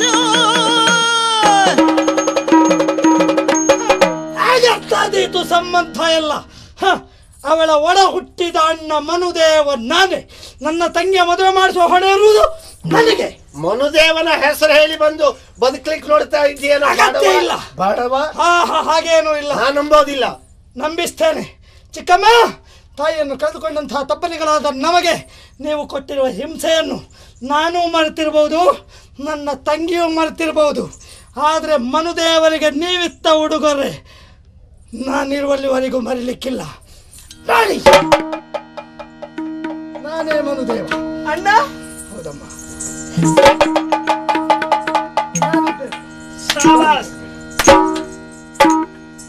ಅಭಿನಯದಿ ಚತುರ ನಿವನು, ಇವನ ಮೊದಲ ವಿಧಾನ ಬಲ್ಲೆ ನಾನು. ಘಾತಿಸಿದ ಮನುದೇವನ ಸಟೆಯಾಡುವ ಈತನೇ ಸಮರ ಸಿಂಹ, ಈತನೇ ಸಮರ ಸಿಂಹ. ಶಾಬಾಸ್ ಶಾಬಾಸ್, ಒಳ್ಳೆ ನಾಟಕ ಆಡ್ತೀಯ ಅಲ್ವಾ? ಹಬ್ಬ ಮುಖಯಾಗಿ ಕಪ್ಪಾಗಿ ಹೋಯ್ತು ರಾಯ್ದು. ಓ, ಬಂದೆ ಎಂಬ ಕಾರಣಕ್ಕೆ ಬೇಸರ ಆಯ್ತಾ? ಅಮ್ಮ, ಯಾರಮ್ಮ ನೀನು? ಮೊದಲಾಗಿ ವಂದಿಸಿಕೊಂಡೆ. ಆಗ್ಲಿ. ಉತ್ಕಲಕ್ಕೆ ಅಧಿಕಾರಿ ಪ್ರತಾಪ್ ಎಂಬುದಾಗಿ ಗೊತ್ತು. ಅವರಿಗೆ ನಾನು ಮಗಳು ಪ್ರಜ್ವಲ ಎಂಬುದಾಗಿ ಶುಭನಾಮಧೇಯ. ಇಲ್ಲಿಗೆ ಬರುವರೆ ಕಾರಣ ಈವ. ಅವನು ಯಾರು ಅಂತ ನಿನಗೆ ಗೊತ್ತೇ? ನಾನು ಚೆನ್ನಾಗಿ ಬಲ್ಲೆ ತಾಯಿ. ಹೌದಾ? ಹೇಳಿಕೊಡುತ್ತಾ ಇದ್ದಾನೆ. ನಾನೇ ಸುದೇಶ್ ಎಂಬುದಾಗಿ. ಖಂಡಿತವಾಗಿ ಅಲ್ಲವೇ ಅಲ್ಲ. ಅದೇ ರೀತಿಯಾಗಿ ಮತ್ತೊಮ್ಮೆ ಹೇಳಿದ ಮನು ಎಂಬುದಾಗಿ. ಮನು ಅಲ್ಲ ಈತ. ಅಲ್ಲ, ಈತ ನಿಟಿಲಾಪುರಕ್ಕೆ ರಾಜಕುಮಾರ ಸಮರಸಿಂಹ. ಕೊತ್ತ ನೂಗಿಸುವೆ ತುಚ್ಛದೊಲಗಾದೆ. ನೀನಾಡಿದ ಮಾತಿಗೆಲ್ಲ ತಲೆ ಆಡಿಸುವುದಕ್ಕೆ ಇಲ್ಲಿದ್ದವರು ಬಸವನ ಗೋತ್ರದವರಲ್ಲ. ನೀನು ಯಾರೋ ನನಗೆ ಗೊತ್ತಿಲ್ಲ, ನೀನು ಹೇಳಿದವನಿಗೂ ನನಗೂ ಸಂಬಂಧ ಇಲ್ಲ. ನಾನೇ ಇವಳ ಒಡ ಹುಟ್ಟಿದ ಅಣ್ಣ ಮನುದೇವ. ಅವಳ ಮದುವೆ ಹೊಣೆಗಾರಿಕೆ ಇರುವುದು ನನಗೆ. ಬಂದದ್ದಕ್ಕೆ ಸುಮ್ಮನೆ ಕೂತ್ಕೊಂಡು ಊಟ ಮಾಡಿ ಹೋಗ್ತೀಯ, ಉಳ್ಕೊಳ್ತೀಯ ಅಷ್ಟೇ. ನನ್ನ ಮದುವೆ ಮಾತಾಡಿ ಹೆದರಬೇಡಿ. ಇವನ ಅಪ್ಪನ ಪರಿಚಯ ಚೆನ್ನಾಗಿ ಉಂಟು. ಸಾಂದೀಪ ಎಂಬುದಾಗಿ ನನ್ನತ್ತೆ ರಾಗಿಣಿಯ ಸಾವಿಗೆ ಕಾರಣ ಇವನಪ್ಪ ಸಾಂದೀಪ. ಅದೇ ರೀತಿಯಾಗಿ ಇವನ ಘಾತುಕದ ಕೃತ್ಯವನ್ನು ಕೇಳ್ತೀರಿ ತಾಯಿ. ನನ್ನಪ್ಪನ ಕಾಲನ್ನು ಕತ್ತರಿಸುವುದಕ್ಕೆ ಮುಂದಾದ ಬಂಡ ಈತ. ಅದೇ ರೀತಿಯಾಗಿ ನಿಷ್ಕರುಣಿಯಾಗಿ ಸ್ನೇಹಮಂತ ಸೋಗನ್ನಾಕಿ ಪಾಪ ಮನುದೇವನ್ನ ಕೊಚ್ಚಿ ಕೊಲ್ಲುವುದಕ್ಕೆ ಮುಂದಾದ ಪಾಪಿ. ತಲೆ ಕೆಟ್ಟವಳು, ಅವಳು ಹೇಳ್ದೆ ಹೋದ್ರೆ ಒಂದಕ್ಕೊಂದು ಸಂಬಂಧ ಇಲ್ಲದೆ ಹೋದು ಮಾತಾಡ್ತಾಳೆ. ಸಾಂದೀಪನಂತ ನಿಟಿಲ ಬರುವಂತೆ ಅದಕ್ಕೂ ನನಗೂ ಸಂಬಂಧ ಇಲ್ಲ. ನಾನೇ ಮನುದೇವ, ಇವಳಣ್ಣ ಅಲ್ಲ ಅಂತ ಹೇಳುವವ ಯಾರು? ನಾನೇ ಸಾರಿ ಹೇಳ್ತಾ ಇದ್ದಾನೆ ಸಭಾ ಸಮ್ಮುಖದಲ್ಲಿ ಮನುದೇವ ಅಲ್ಲ ಸಮರಸಿಂಹ ಎಂಬುದಾಗಿ. ಹಾಗೊಮ್ಮೆ ಮನುದೇವನ ನೀನು ಹೌದು ಅಂತಾದ್ರೆ ದೇವರ ಮೇಲೆ ಆಣೆ ಇಟ್ಟೇಳು ಮನುದೇವ ಎಂಬುದಾಗಿ. ನಿನ್ನ ತಾಯಿ ಇದ್ದಾಳಲ್ಲ, ಇವಳ ಕೊರಳ ಮಾಂಗಲ್ಯ ಮುಟ್ಟಿ ಹೇಳು ಮನು ಹೌದು ಅಂತ. ಅಷ್ಟೇ ಅಲ್ಲ, ಯಾವಳನ್ನ ತಂಗಿ ತಂಗಿ ಎಂಬುದಾಗಿ ಹೆಜ್ಜೆ ಹೆಜ್ಜೆಗೆ ಮೈ ಮುಟ್ಟುವುದಕ್ಕೆ ಮುಂದಾಗುತ್ತಿದೆಯೋ ಅದೇ ಅವಳ ಶಿರದ ಮೇಲೆ ಕರ ಇಟ್ಟು ಹೇಳು ನಾನು ಮನು ಅಂತ. ಸಾರಿ ಸಾರಿ ಹೇಳು. ಹುಚ್ಚನ ಮಾತಿಗೆ ಅರ್ಥ ಇಲ್ಲ, ಹೊಟ್ಟಗೈತೆ. ಅಣ್ಣ ನೀನೇನು ಗಾಬರಿ ಆಗುದು ಬೇಡ ಅಣ್ಣ. ನನ್ನ ಅಣ್ಣ ಮನುದೇವ ಎನ್ನುವುದು ನನಗೆ ಗೊತ್ತು. ಆದ್ರೆ ಏನ್ ಮಾಡುವುದು, ಅವಳು ಬಂದವಳೆ ಈ ಸಭೆಯಲ್ಲಿ ಸಂಶಯದ ಬೀಜವನ್ನು ಬಿತ್ತಿದ್ಲು. ಹಾಗಾಗಿ ನಾನು ಹೇಳ್ತಾ ಇದ್ದೇನೆ, ಸೇರಿದಂತ ಸಜ್ಜನರ ಸಭೆ ಮುಂದೆ ನಾನೇ ನಿನ್ನ ತಂಗಿ ಎನ್ನುವುದಾಗಿ ನನ್ನ ತಲೆ ಮೇಲೆ ಕೈ ಇಟ್ಟು ನಡುಗಿದನು ಸಮರ ನುಡಿಗೆ. ಗೋಮುಖ ವ್ಯಾಘ್ರ ನಯ ವಂಚಕ, ಏನೋ ಮೋಸ ಮಾಡುವುದಕ್ಕೆ ಬಂದಿದ್ದೀಯಾ? ಗೆದ್ದಲುಗಳೆಲ್ಲ ಸೇರಿ ಹುತ್ತವನ್ನು ಕಟ್ತಾವೆ, ಆದರೆ ಘಟ ಸರ್ಪವೊಂದು ಹೋಗಿ ಗೆದ್ದಲುಗಳನ್ನೆಲ್ಲ ತಿಂದು ಹುತ್ತವನ್ನು ತನ್ನ ಆವಾಸ ಸ್ಥಾನವಾಗಿಸಿಕೊಳ್ಳುತ್ತದೆ. ಹಾಗೆ ನಮ್ಮನ್ನೆಲ್ಲ ನುಂಗಿ ನೊಣೆಯುವುದಕ್ಕೆ ಬಂದ ಪಾಪಿ ನೀನು. ನಿನ್ನಲ್ಲಿ ಕೇಳುವವರು ಯಾರಿಲ್ಲ ಅಂತ ತಿಳಿಬೇಡ, ನಾನಿದ್ದೇನೆ. ನೀನು ಬಂದದ್ದು ಯಾಕೆ? ಹೆಣ್ಣಿನ ಆಸೆಯಿಂದ ಮಣ್ಣಿನ ಆಸೆಯಿಂದ ಇಲ್ಲಿವರೆಗಾಗಿ ಬಂದೆಲ್ಲ. ಒಂದು ಹಿಡಿಯಷ್ಟು ಮಣ್ಣಿನ ಸಿಗುವುದಿಲ್ಲ. ನಾನು ಹೇಳ್ತಾ ಇದ್ದೇನೆ, ಇಲ್ಲಿಂದ ಹೊರಟೋಗು. ಚೆನ್ನಾಗಿ ಹೇಳಿದೆ ತಾಯಿ. ಅವನ ನೀನು ದುಡುಕುತ್ತಿದ್ದೀಯಮ್ಮ. ಈ ಪರಿಸರದ ಪರಿಚಯ ನಿನಗಿಲ್ಲ. ಹಸಿದ ಹುಲಿಗಳು ವಾಸಿಸುವಂತಹ ಗುಹೆ ಇದು. ನೀನೆಂದು ಕೇವಲ ಹಸುವಿನ ಕರುವಮ್ಮ. ಇನ್ನು ಮುಂದೆ ನಿನ್ನನ್ನು ಆ ದೇವರೇ ಮಾತಿಗೆ ಅವಕಾಶ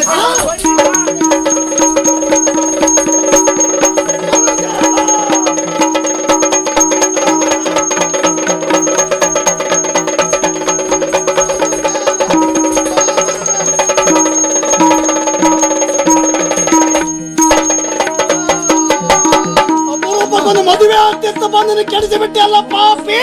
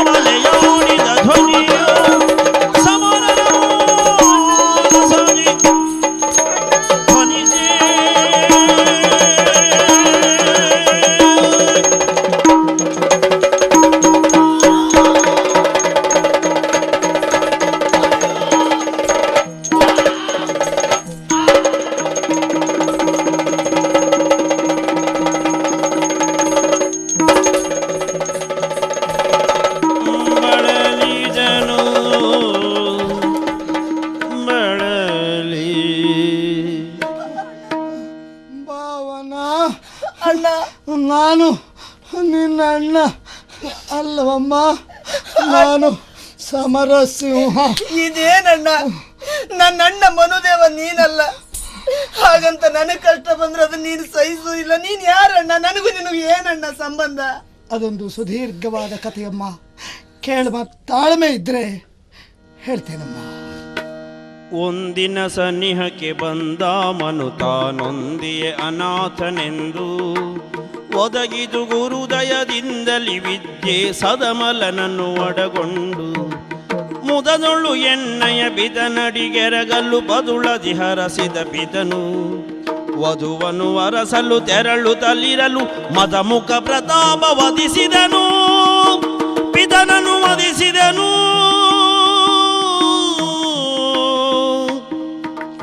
ಪದನವನರಿಯುತ ಪದ ತುಂಡರಿಸಿದೆ. ಪದ ತುಂಡರಿಸಿದೆ ಕೆದರಿತು ರೋಷ ಬಲುವಾವೇಶ ಸದೆಯಲ್ಲೂ ಕಳುಹಿದ ಕಟುಕರನು ಎನ್ನ ತನುವ ಕಾಯಲೆಂದೇ ಮನುದೇವತಾ ತನುವ ತೆತ್ತನು ಎನ್ನ ತನ್ನುವ ಕಾಯ್ದ ಮನುವು ತನ್ನ ತನ್ನುವ ತೆತ್ತ ಎನ್ನ ತನ್ನುವ ಕಾಯ್ದ ಮನು ಎನ್ನ ತನ್ನುವ ಕಾಯ್ದು ಅಸುನೀಗಲು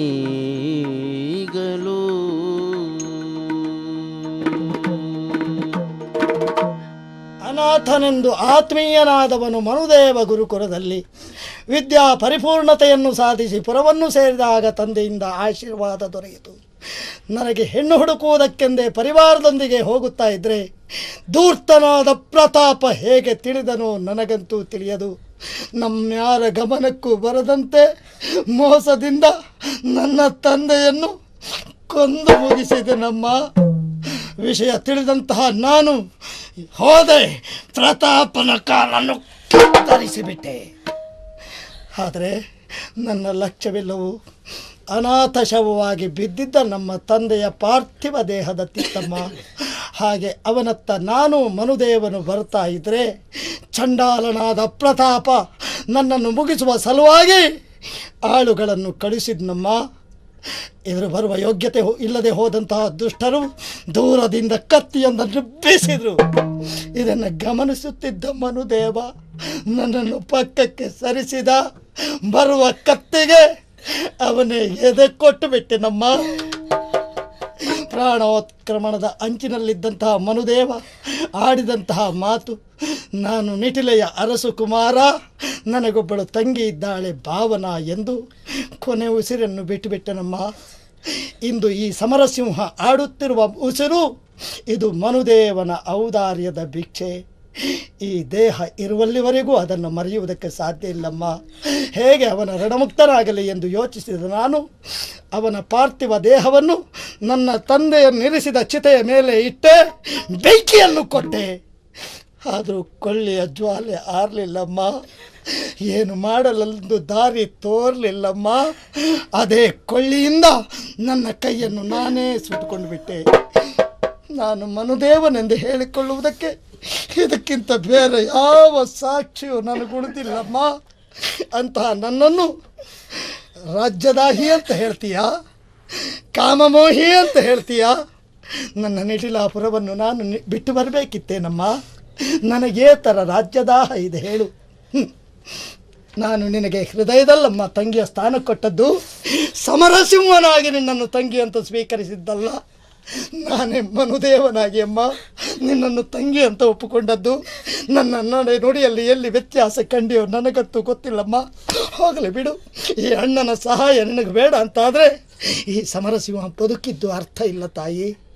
ಮನುದೇವ, ನಿನ್ನ ಪಾರ್ಥಿವ ದೇಹ ಅಳೆದಿರಬಹುದು, ಆದರೆ ನಿನ್ನ ದಿವ್ಯಾತ್ಮವನ್ನು ಈ ಸಮರಸಿಂಹನ ಅಂತರಾತ್ಮ ಅರಸಿ ಬರ್ತಾ ಇದೆಯೋ ಖಂಡಿತ. ನೀನಿದ್ದಲ್ಲಿ ಬಂದಾಗಲೇ ನನಗೂ ಸಮಾಧಾನ, ಶಾಂತಿ. ಪಾವನ, ನಾನು ನಿನಗೆ ಅಣ್ಣ ಅಲ್ಲ ಅಂತ ಈ ಕ್ಷಣಕ್ಕೂ ಅನ್ನಿಸಿದರೆ ಹಿಡಿಯಮ್ಮ ಕತ್ತಿ, ನಿನ್ನ ಕೈಯಾರೆ ಕಡಿಯಮ್ಮ ನನ್ನ ತಲೆ, ನಿನ್ನ ಅಣ್ಣನ ಬಳಿಗೆ ನನ್ನನ್ನು ಕಳಿಸಿದೆಯಮ್ಮ. ದಯವಿಟ್ಟು ನನ್ನನ್ನು ಕ್ಷಮಿಸಣ್ಣ. ರಾಜಕುಮಾರನಾಗಿ ಮೆರೆದಾಡಬೇಕಾದಂಥ ನೀನು ಇಂದು ಈ ರೀತಿಯಲ್ಲಿ ಕಷ್ಟಪಡಬೇಕಿದ್ರೆ ಕಾರಣ ನಾನು. ಯಾವ ಜನ್ಮದರೂ ನಾನು ಬಂದವೋ ಏನೋ. ನನ್ನಣ್ಣ ಮನುದೇವ ಈ ಲೋಕದಲ್ಲಿ ಇಲ್ಲದೇ ಇದ್ರೇನಂತಣ್ಣ ನಿನ್ನನ್ನೇ ಮನುದೇವ ಎನ್ನುವುದಾಗಿ ಭಾವಿಸ್ತೇನೆ. ಆದರೆ ನಾನು ಮಾಡಿದಂಥ ಕಾರ್ಯ ಅಂತಹದ್ದು, ನಿನ್ನನ್ನು ಇದೇ ಪಾಪಿ ಕೈಗಳಿಂದಲೂ ಹೊಡೆದದ್ದು. ಆದ್ರಿಂದ ನಾನು ಬದುಕಿರಬಾರ್ದಣ್ಣ, ನನ್ನನ್ನು ಕೊಲ್ಲ. ಇಲ್ಲಮ್ಮ, ನಿನ್ನ ಕೆಡಕು ನನಗೆ ಪ್ರಿಯವಾಗಿರ್ತೆ. ನಾನಿಂತಹ ನರಕ ಯಾತನೆಯನ್ನು ಅನುಭವಿಸಬೇಕಿತ್ತೇನಮ್ಮ. ದುಃಖಿಸಬೇಡಮ್ಮ, ನಿನ್ನಣ್ಣ ನಾನಿದ್ದೇನೆ. ಮನುದೇವ, ಖಂಡಿತ ಮನುದೇವ. ಯೋಚನೆ ಮಾಡಬೇಡಮ್ಮ, ನೀನು ಚೆನ್ನಾಗಿರಬೇಕು. ಸಮರ, ಹೇಳಪ್ಪ. ಕೆಲವು ಬಾರಿ ಹೀಗೆ ಸ್ವಾರ್ಥ ಲಾಲಸೆಯಿಂದ ಸತ್ಯಕ್ಕೆ ವಿಮುಖರಾಗಿ ಬಿಡುತ್ತೇವೆ ನಾವು. ನನ್ನ ಅಧ್ಯಯನವೇನೋ ಕಡಿಮೆ ಅಲ್ಲ, ಆದರೆ ಅನುಷ್ಠಾನಕ್ಕೆ ನಾನು ತಂದುಕೊಳ್ಳಲಿಲ್ಲ. ಆದ್ದರಿಂದ ನಿನ್ನಲ್ಲಿ ಕೈ ಮುಗಿದು ನಾನು ಕ್ಷಮೆ ಕೇಳ್ತಾ ಇದ್ದೇನೆ. ಪ್ರಾಯದಲ್ಲಿ ಮಾತ್ರ ನಾನು ಹಿರಿಯಳು, ಅಂತಸತ್ವದಿಂದ ಯೋಗ್ಯತೆಯಿಂದ ನೀನೇ ಶ್ರೇಷ್ಠ ಜ್ಯೇಷ್ಠ. ಕ್ಷಮಿಸಿ. ಅಬ್ಬ, ನೀವು ದೊಡ್ಡವರೇ, ತಿಳಿದವರೇ. ಲೋಭಗುಣ ಎನ್ನುವುದು ಈ ಸ್ಥಿತಿ ಮಾಡಿಸಿದಷ್ಟೇ. ಈಗಲಾದರೂ ಬದಲಾದದ್ದು ಸಂತೋಷ ಪಡ್ತೇನೆ. ಅದು ನನಗಿನ್ನೂ ಮನವರಿಕೆ ಆಗಬೇಕು ಅಂತಾದರೆ ನಿಮ್ಮ ಸವತೆಯ ಮಗಳನ್ನು ನಿಮ್ಮ ಮಗಳೆಂದೇ ತಿಳಿದರೆ ಸಾಕಮ್ಮ. ಭಾವನಾ, ಈ ಅರಮನೆಯ ಹೊಸಲಕ್ಕಿ ಮೆಟ್ಟಿ ಬಂದ ಮೇಲೆ ಒಂದು ದಿನವಾದರೂ ನಿನ್ನನ್ನು ನಾನು ಚಂದದಿಂದ ಕಂಡುಕೊಳ್ಳಿಲ್ಲ ತಾಯಿ. ಅದಕ್ಕಾಗಿಯೋ ಏನೋ ದೇವರು ನನಗೆ ಸಂತಾನ ಫಲ ಕೊಡಲಿಲ್ಲ. ಅಯ್ಯೋ, ಚಿಕ್ಕಮ್ಮನಿಂದ ನೊಂದೆನೆ ಎಂದು ನೀನು ನಿಟ್ಟುಸಿರಿಟ್ಟರೆ ಅದೇ ಶಾಪವಾಗಿ ನನಗೆ ತಟ್ಟೀತು. ಮುಂದೆ 7 ಜನ್ಮದಲ್ಲಿ ನಾನು ಹೆಣ್ಣಾಗಿ ಹುಟ್ಟಿದ್ರು ತಾಯ್ತನದ ಸೌಭಾಗ್ಯ ದೇವರು ನನ್ನ ಪಾಲಿಗೆ ಕೊಡ್ಲಿಕ್ಕಿಲ್ಲ. ಒಂದೇ ಒಂದು ಬಾರಿ ಅಮ್ಮ ನಿಮ್ಮನ್ನು ಕ್ಷಮಿಸಿದ್ದೇನೆ ಅಂತ ಹೇಳಿಬಿಡು ನನ್ನಮ್ಮ, ಹೇಳಿಬಿಡು ನನ್ನ ತಾಯಿ. ಅಮ್ಮ, ದಯವಿಟ್ಟು ಅಂತಹ ಮಾತನಾಡಬೇಡಿ. ಯಾವ ಜನ್ಮದಲ್ಲಿ ಮಾಡಿದ ಪಾಪವೋ ಏನು, ಹುಟ್ಟಿದಾರಭ್ಯ ತಾಯಿಯನ್ನೇ ಕಾಣದಿರುವಂತಹ ಪಾಪಿ ನಾನು. ನಿಮ್ಮನ್ನೇ ತಾಯಿ ಎನ್ನುವುದಾಗಿ ತಿಳಿದಿದ್ದೇನೆ. ಅಂಥದ್ರಲ್ಲಿ ಇಂಥ ಮಾತನಾಡಿ ನನ್ನನ್ನು ಕೊಲ್ಲಬೇಡಿ ಚಿಕ್ಕಮ್ಮ. 100 ಕಾಲ ಸುಖವಾಗಿ ಬಾಳು ತಾಯಿ. ದೇವ್ರು ನಿನ್ನನ್ನು ಚೆನ್ನಾಗಿಟ್ಟಿರಲಿ. ಸಮರಸಿಂಹ, ಏನಮ್ಮ? ಪರುಷಮಣಿಯ ಸ್ಪರ್ಶದಿಂದ ಕಬ್ಬಿಣವೂ ಬಂಗಾರವಾಗ್ತದೆ. ನೀನಿಲ್ಲಿಗೆ ಬಂದುದರಿಂದ, ಸತ್ಯ ತಿಳಿದುದರಿಂದ ನನ್ನ ಮನಸ್ಸು ತಿಳಿಯಾಗಿದೆ.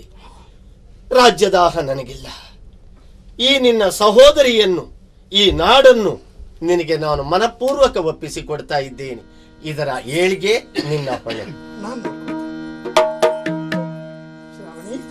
ನೀನೆಷ್ಟೊತ್ತಿಗೆ ಬಂದೆ? ಇಲ್ಲಿಗೆ ಯಾಕೆ ಬಂದೆ? ನೀವು ನಿಮ್ಮ ಇತಿಹಾಸದ ಪುಟವನ್ನು ಓದುವಾಗಲೇ ನಾ ಬಂದೆ. ಆದ್ರೆ ನೀವ್ಯಾಕೆ ಹೀಗೆ ಮಾಡಿದ್ರಿ?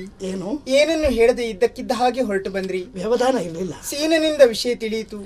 ಆದ್ದರಿಂದ ನಿಮಗೇನಾದ್ರೂ ತೊಂದರೆ ಆದೀತು ಅಂತ ಭಾವಿಸಿ ತಂದೆಗೆ ಹೇಳಿ ಸಕಲ ಸೇನಾ ಬಲದೊಂದಿಗೆ ನಾ ಇಲ್ಲಿಗೆ ಬಂದೆ. ನಿಮ್ಗೇನಾದ್ರೂ ಹೆಚ್ಚು ಕಡಿಮೆ ಆಗಿದ್ದಿದ್ರೆ? ಉದ್ದೇಶ ಒಳ್ಳೆದೇ ಇರುವಾಗ ದೈವಾನುಗ್ರಹವು ಜೊತೆಗೆ ಇರಲೇಬೇಕು. ನನಗೆ ಏನೂ ಆಗಲಿಲ್ಲ, ಏನೂ ಆಗುವುದೂ ಇಲ್ಲ. ದೈವ ಬಲದ ಮುಂದೆ ನಿನ್ನ ಸೇನಾ ಬಲ ಏನು ಮಾಡ್ತಿದೆಯೇ? ಧೈರ್ಯವಾಗಿರೇನು? ಕ್ಷಮಿಸಬೇಕೆನ್ನನು ಪರಮ ಕರುಣಾ ಸಿಂಧೂನಿ ಪಿತನಾ ನುಡಿಗೊಪ್ಪಿ ಇನಿದು ಕೃತ್ಯವಗೈದೆನು ಅರಿಯದ ಬಲೆ ಎನ್ನುತ್ತ ಪರಮ ಕರುಣಾಳು ತವ ಚರಣ ಸೇವೆಯ ಭಾಗ್ಯವ ಕರುಣಿಸೋ.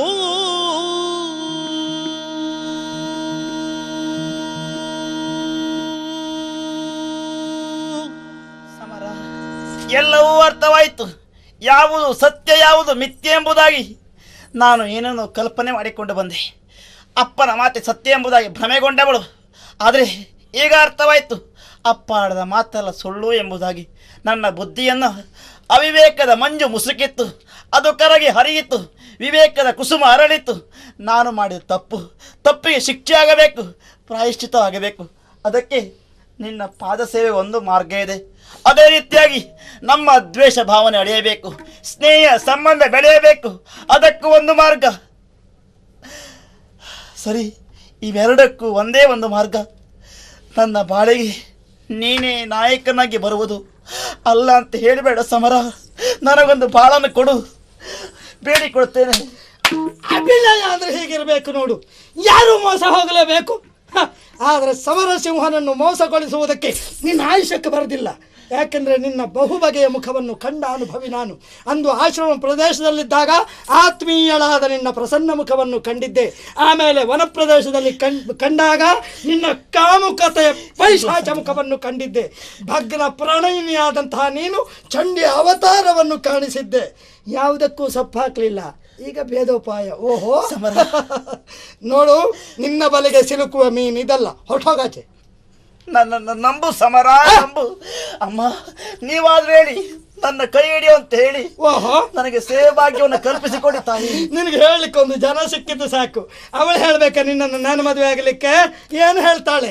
ಯಾಕೆ ಹೇಳ್ತಾಳೆ? ನಾನು ಮದುವೆ ನಿರ್ಧಾರಕ್ಕೆ ಬಂದವನೇ. ಹಾಗಂತ ನಾನು ಮದುವೆ ಆಗಲಿಕ್ಕಿರುವ ಹುಡುಗಿ ಯಾರು ಗೊತ್ತಾ?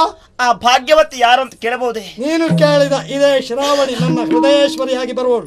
ತಪ್ಪಾಯ್ತು ಸಮರ, ಯಾವ ನುಡಿಯನ್ನ ಕೇಳಬಾರ್ದಿತ್ತು ಅದನ್ನ ಕೇಳುವುದಕ್ಕೆ ಮುಂದಾಗಿ ಬಿಟ್ಟೆ. ಸರಿ, ನಿನ್ನ ಯೋಗ್ಯತೆ ಏನು, ನನ್ನ ಹಣೆ ಬರವೇನು?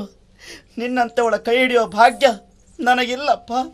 ಈ ಹೂವಿಗೆ ಆ ಸುಗಂಧವೇ ಸೇರಬೇಕು ಹೊರತಾಗಿ ನನ್ನಂತ ದುರ್ಗಂಧ ಅಲ್ಲ. ಸಮರ, ನಮ್ಮಿಬ್ಬರ ಸ್ನೇಹ ಸಂಬಂಧ ಹೀಗೆ ಇರಲಿ ಎಂಬುದಾಗಿ ಕೇಳಿಕೊಳ್ಳುತ್ತೇನೆ. ಬರ್ತೇನೆ ಸಮರ. ಇಲ್ಲ, ಹೋಗ್ತೇನೆ. ಸ್ವಾಮಿ, ದ್ವೇಷ ಸಾಧನೆಗಾಗಿ ಇಲ್ಲಿಯ ತನಕ ಬಂದಿರುವಂತ ಆಕೆ ಸತ್ಯ ವಿಚಾರವನ್ನು ತಿಳಿದು ತನ್ನ ಮನಸ್ಸನ್ನೇ ಬದಲಾಯಿಸಿದಳು. ಮಾಡಿದಂತ ಅಪರಾಧಕ್ಕಾಗಿ ತಮ್ಮ ಸೇವೆ ಮಾಡುವುದರ ಮೂಲಕವಾಗಿ ಪ್ರಾಯಶ್ಚಿತ್ತ ಮಾಡಿಕೊಳ್ಳಬೇಕು ಎನ್ನುವಂತ ಉದ್ದೇಶದಿಂದ ನಿಮ್ಮ ಸಾಂಗತ್ಯವನ್ನು ಬಯಸ್ತಾ ಇದ್ದಾಳೆ. ಆಕೆಯ ಮನಸ್ಸು ಪರಿಶುದ್ಧವಾಗಿದೆ, ಪರಿಪಕ್ವಗೊಂಡಿದೆ. ಅಲ್ಲದೆರಡು ವಂಶದ ದ್ವೇಷವನ್ನು ಹೋಗಲಾಡಿಸುವುದಕ್ಕೆ ಕಾಲ ಒದಗಿ ಬಂದಿದೆ. ಆದ್ದರಿಂದ ನನ್ನನ್ನು ಮರೆತು ಆಕೆಯನ್ನ ಮದುವೆಯಾಗಬೇಕು ಅಂತ ಬೇಡಿಕೊಳ್ತೇನೆ. ಶ್ರಾವಣಿ, ದೇವರು ಮಾನವನಿಗೆ ಒಳ್ಳೆ ಒಂದು ಹೃದಯವನ್ನು ಕೊಟ್ಟ. ಆ ಒಂದು ಹೃದಯದಲ್ಲಿ ಎಷ್ಟು ಮಂದಿ ಹೆಣ್ಮಕ್ಳಿಗೆ ಸ್ಥಾನ ಕೊಡ್ಲಿಕ್ಕೆ ಆಗ್ತದೆ? ಒಬ್ಬರಿಗೆ ಮಾತ್ರ. ನಾನು ಕೊಟ್ಟಾಗಿದೆಯಲ್ಲ, ಗೊತ್ತು ನನಗೆ. ಯಾರಿಗಂತ ಗೊತ್ತಿದ್ಯಾ? ನನಗೆ. ಮತ್ತೆಂತಹ ಮಾತು ಸ್ವಾಮಿ, ತಿಳಿದವರ ಅಂತ ನಿಮಗೆ ಹೆಚ್ಚಿಗೆ ಹೇಳುವಂತಹ ಯೋಗ್ಯತೆ ನನಗಿಲ್ಲ. ನಿಜವಾಗಿ ನನ್ನನ್ನ ಪ್ರೇಮಿಸಿದ್ದು ಸತ್ಯ ಅಂತಾದ್ರೆ ನಿಮ್ಮಲ್ಲಿ ಒಂದು ಮಾತು. ತ್ಯಾಗದಲ್ಲಿದೆ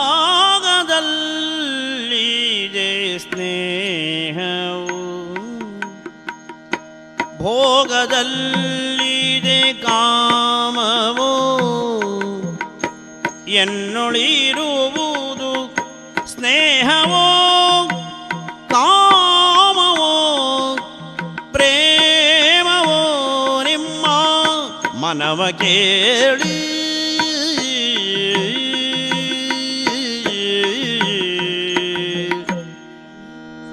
ಪವಿತ್ರವಾದಂತಹ ಪ್ರೇಮದಲ್ಲಿ, ಪವಿತ್ರವಾದಂತಹ ಸ್ನೇಹದಲ್ಲಿ ಯಾವತ್ತೂ ತ್ಯಾಗವೇ ಶ್ರೇಷ್ಠ ಹೊರತು ಕಾಮ ಶ್ರೇಷ್ಠ ಆಗಲಾರದು.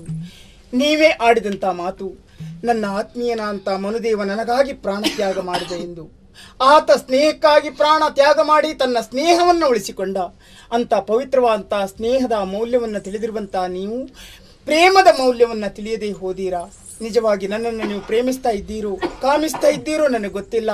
ಒಂದೊಮ್ಮೆ ತ್ರಿಕರಣ ಶುದ್ಧಿಯಿಂದ ನನ್ನ ಹೃದಯವನ್ನು ನೀವು ಪ್ರೇಮಿಸಿದ್ದು ಸತ್ಯ ಅಂತಾದರೆ ಅವಳನ್ನು ಮದುವೆ ಆಗಬೇಕು.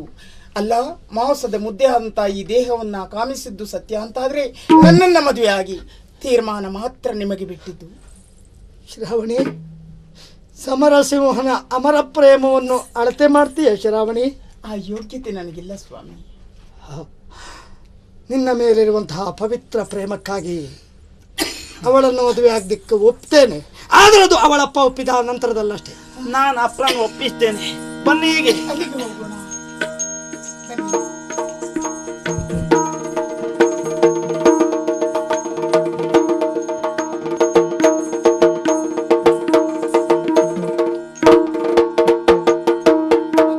ಅಪ್ಪ, ಏನಾಯ್ತಮ್ಮ ಹೋದ ಕೆಲಸ? ಹಾಗೆ ಹೊಗೆಯನ್ನ ಕಾಣಬೇಕೆಂಬ ಕಾರಣಕ್ಕಾಗಿ ಮುನ್ನುಗ್ಗಿ ಹೋಗಿದ್ದೌದಪ್ಪ. ಆಮೇಲೆ ಅರ್ಥವಾಯ್ತು ನಮಗೆ ಆತ ಹಾಗೆ ಅಲ್ಲ ಎಂಬುದಾಗಿ. ಅವ ಒಬ್ಬ ಸ್ನೇಹಜೀವಿ ಅಪ್ಪ. ಅವನ ವಿಶಾಲ ಹೃದಯಕ್ಕೆ ನಾನು ಮನಸ್ಸೋತ್ತವಳು. ಹಾಗಾಗಿ ದ್ವೇಷ, ಅಸೂಯೆ, ಮದ ಮಾತ್ರೆಲ್ಲ ಬಿಡಬೇಕು, ಸ್ನೇಹ ಸಂಬಂಧ ಬೆಳೆಸಬೇಕು. ನನ್ನನ್ನ ಅವನಿಗೆ ಕೊಟ್ಟು ಮದುವೆ ಮಾಡಿ ಅಪ್ಪ. ಆ ನನ್ನ ಹಗೆಯನ್ನ ಮುಗಿಸಿ ಬಾ ಅಂತ ಹೇಳಿದ್ರೆ ಅವ ಹಗೆ ಅಲ್ಲ, ಅವ ಒಳ್ಳೆಯವ. ಏನು ಅವನನ್ನು ನೀನು ಮದುವೆಯಾಗುವ ನಿರ್ಧಾರಕ್ಕೆ ಬಂದಿದ್ದೀಯಾ? ನನ್ನ ಜೀವ ಇರುವಲ್ಲಿಯವರೆಗೆ ಆ ಸಮರಸಿಂಹನನ್ನು ಮದುವೆಯಾಗುವ ನಿನ್ನ ಆಸೆ ಕೈಗೂಡುವುದಕ್ಕೆ ಸಾಧ್ಯವೇ ಇಲ್ಲ. ನೀನು ಕೊರಳಿಗೆ ಕಲ್ಲು ಕಟ್ಟು ಬಾವಿಗೆ ಹಾಕಿ. ಅಪ್ಪ, ಇವಳು 2ನೇ ಬಾರಿಯಲ್ಲಿ ಹೋದಾಗಲೇ ನಾನು ಯೋಚನೆ ಮಾಡಿದ್ದೇನೆ ಮನಸ್ಸನ್ನು ಬದಲಾಯಿಸ್ತಾಳೆ ಅಂತ. ಇಲ್ಲದೆ ಹೋದ್ರೆ ಈ ಪ್ರಪಂಚದಲ್ಲಿ ಸಮರಸಿಂಹ ಒಬ್ಬನೇ ಗಂಡ. ಹೌದಾ? ಅವನಿಂದ ರೂಪವಂತರ ಮತ್ತಾರು ಇಲ್ವಾ? ನಿನಗೆ ಜೀವ ಎಳಿತದ? ಮದುವೆ ಮಾಡಿಸ್ಬೇಕು ಅಂತ ನಮ್ಗೆ ಗೊತ್ತಿಲ್ವಾ? ದ್ವೇಷ ದ್ವೇಷ ಎಂಬುತ್ತ ಇದೇ ಮನೆಯಲ್ಲಿ ನೀವು ಕೊಳೆಯುತ್ತಾ ಇದೆಯಪ್ಪ. ನನಗೆ ಮಾತ್ರ ಇಷ್ಟ ಇಲ್ಲ. ಈ ಪ್ರಪಂಚ ವಿಶಾಲವಾಗಿದೆ, ಕಾಲ ಅನಂತವಾಗಿದೆ. ಎಲ್ಲಿಯಾದರೂ ಹೋಗಿ ಒಳ್ಳೆ ಹೆಣ್ಣಾಗಿ ಬದುಕುತ್ತೇನೆ. ಆಶೀರ್ವಾದ ಇಲ್ಲ. ಬೇಡಮ್ಮ, ನೀನೆಲ್ಲಲ್ಲಿಯೋ ಬದುಕನ್ನು ಸಾಗಿಸುವುದು ನಾನು ಬದುಕಿದ್ದಾಗ ಸರಿಯಲ್ಲವೇ ಅಲ್ಲ. ನಿನ್ನ ಆಶಯವನ್ನು ಈಡೇರಿಸಲೇಬೇಕಾದ್ದು ತಂದೆಯಾಗಿ ನನ್ನ ಕರ್ತವ್ಯ. ಅವನನ್ನೇ ಮದುವೆಯಾಗಬೇಕಾ? ಹೌದಪ್ಪ, ಮಾಡಿಸ್ತೇನೆ. ಆದಿತ್ತು, ಕರ್ಕೊಂಡು ಬರ್ತೇನೆ.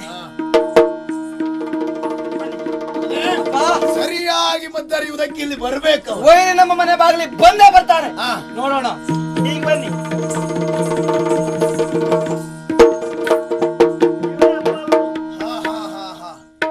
ಆಯ್ತಮ್ಮ, ನಿನ್ನ ಆಸೆಯನ್ನು ಈಡೇರಿಸಿಕೊಳ್ಳುವುದಕ್ಕಾಗಿ ಆದಷ್ಟು ಶೀಘ್ರವಾಗಿ ಮದುವೆ ಕಾರ್ಯವನ್ನು ಮುಂದುವರಿಸು. ಭೋಗದಲ್ಲಿದೆ ಸ್ನೇಹವೆಂದು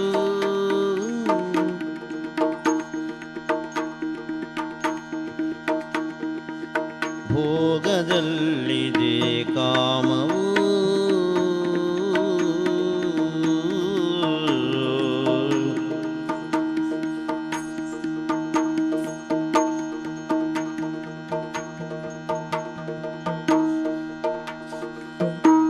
ಎನ್ನೋ ಪ್ರೇಮವು ಕಾಮವು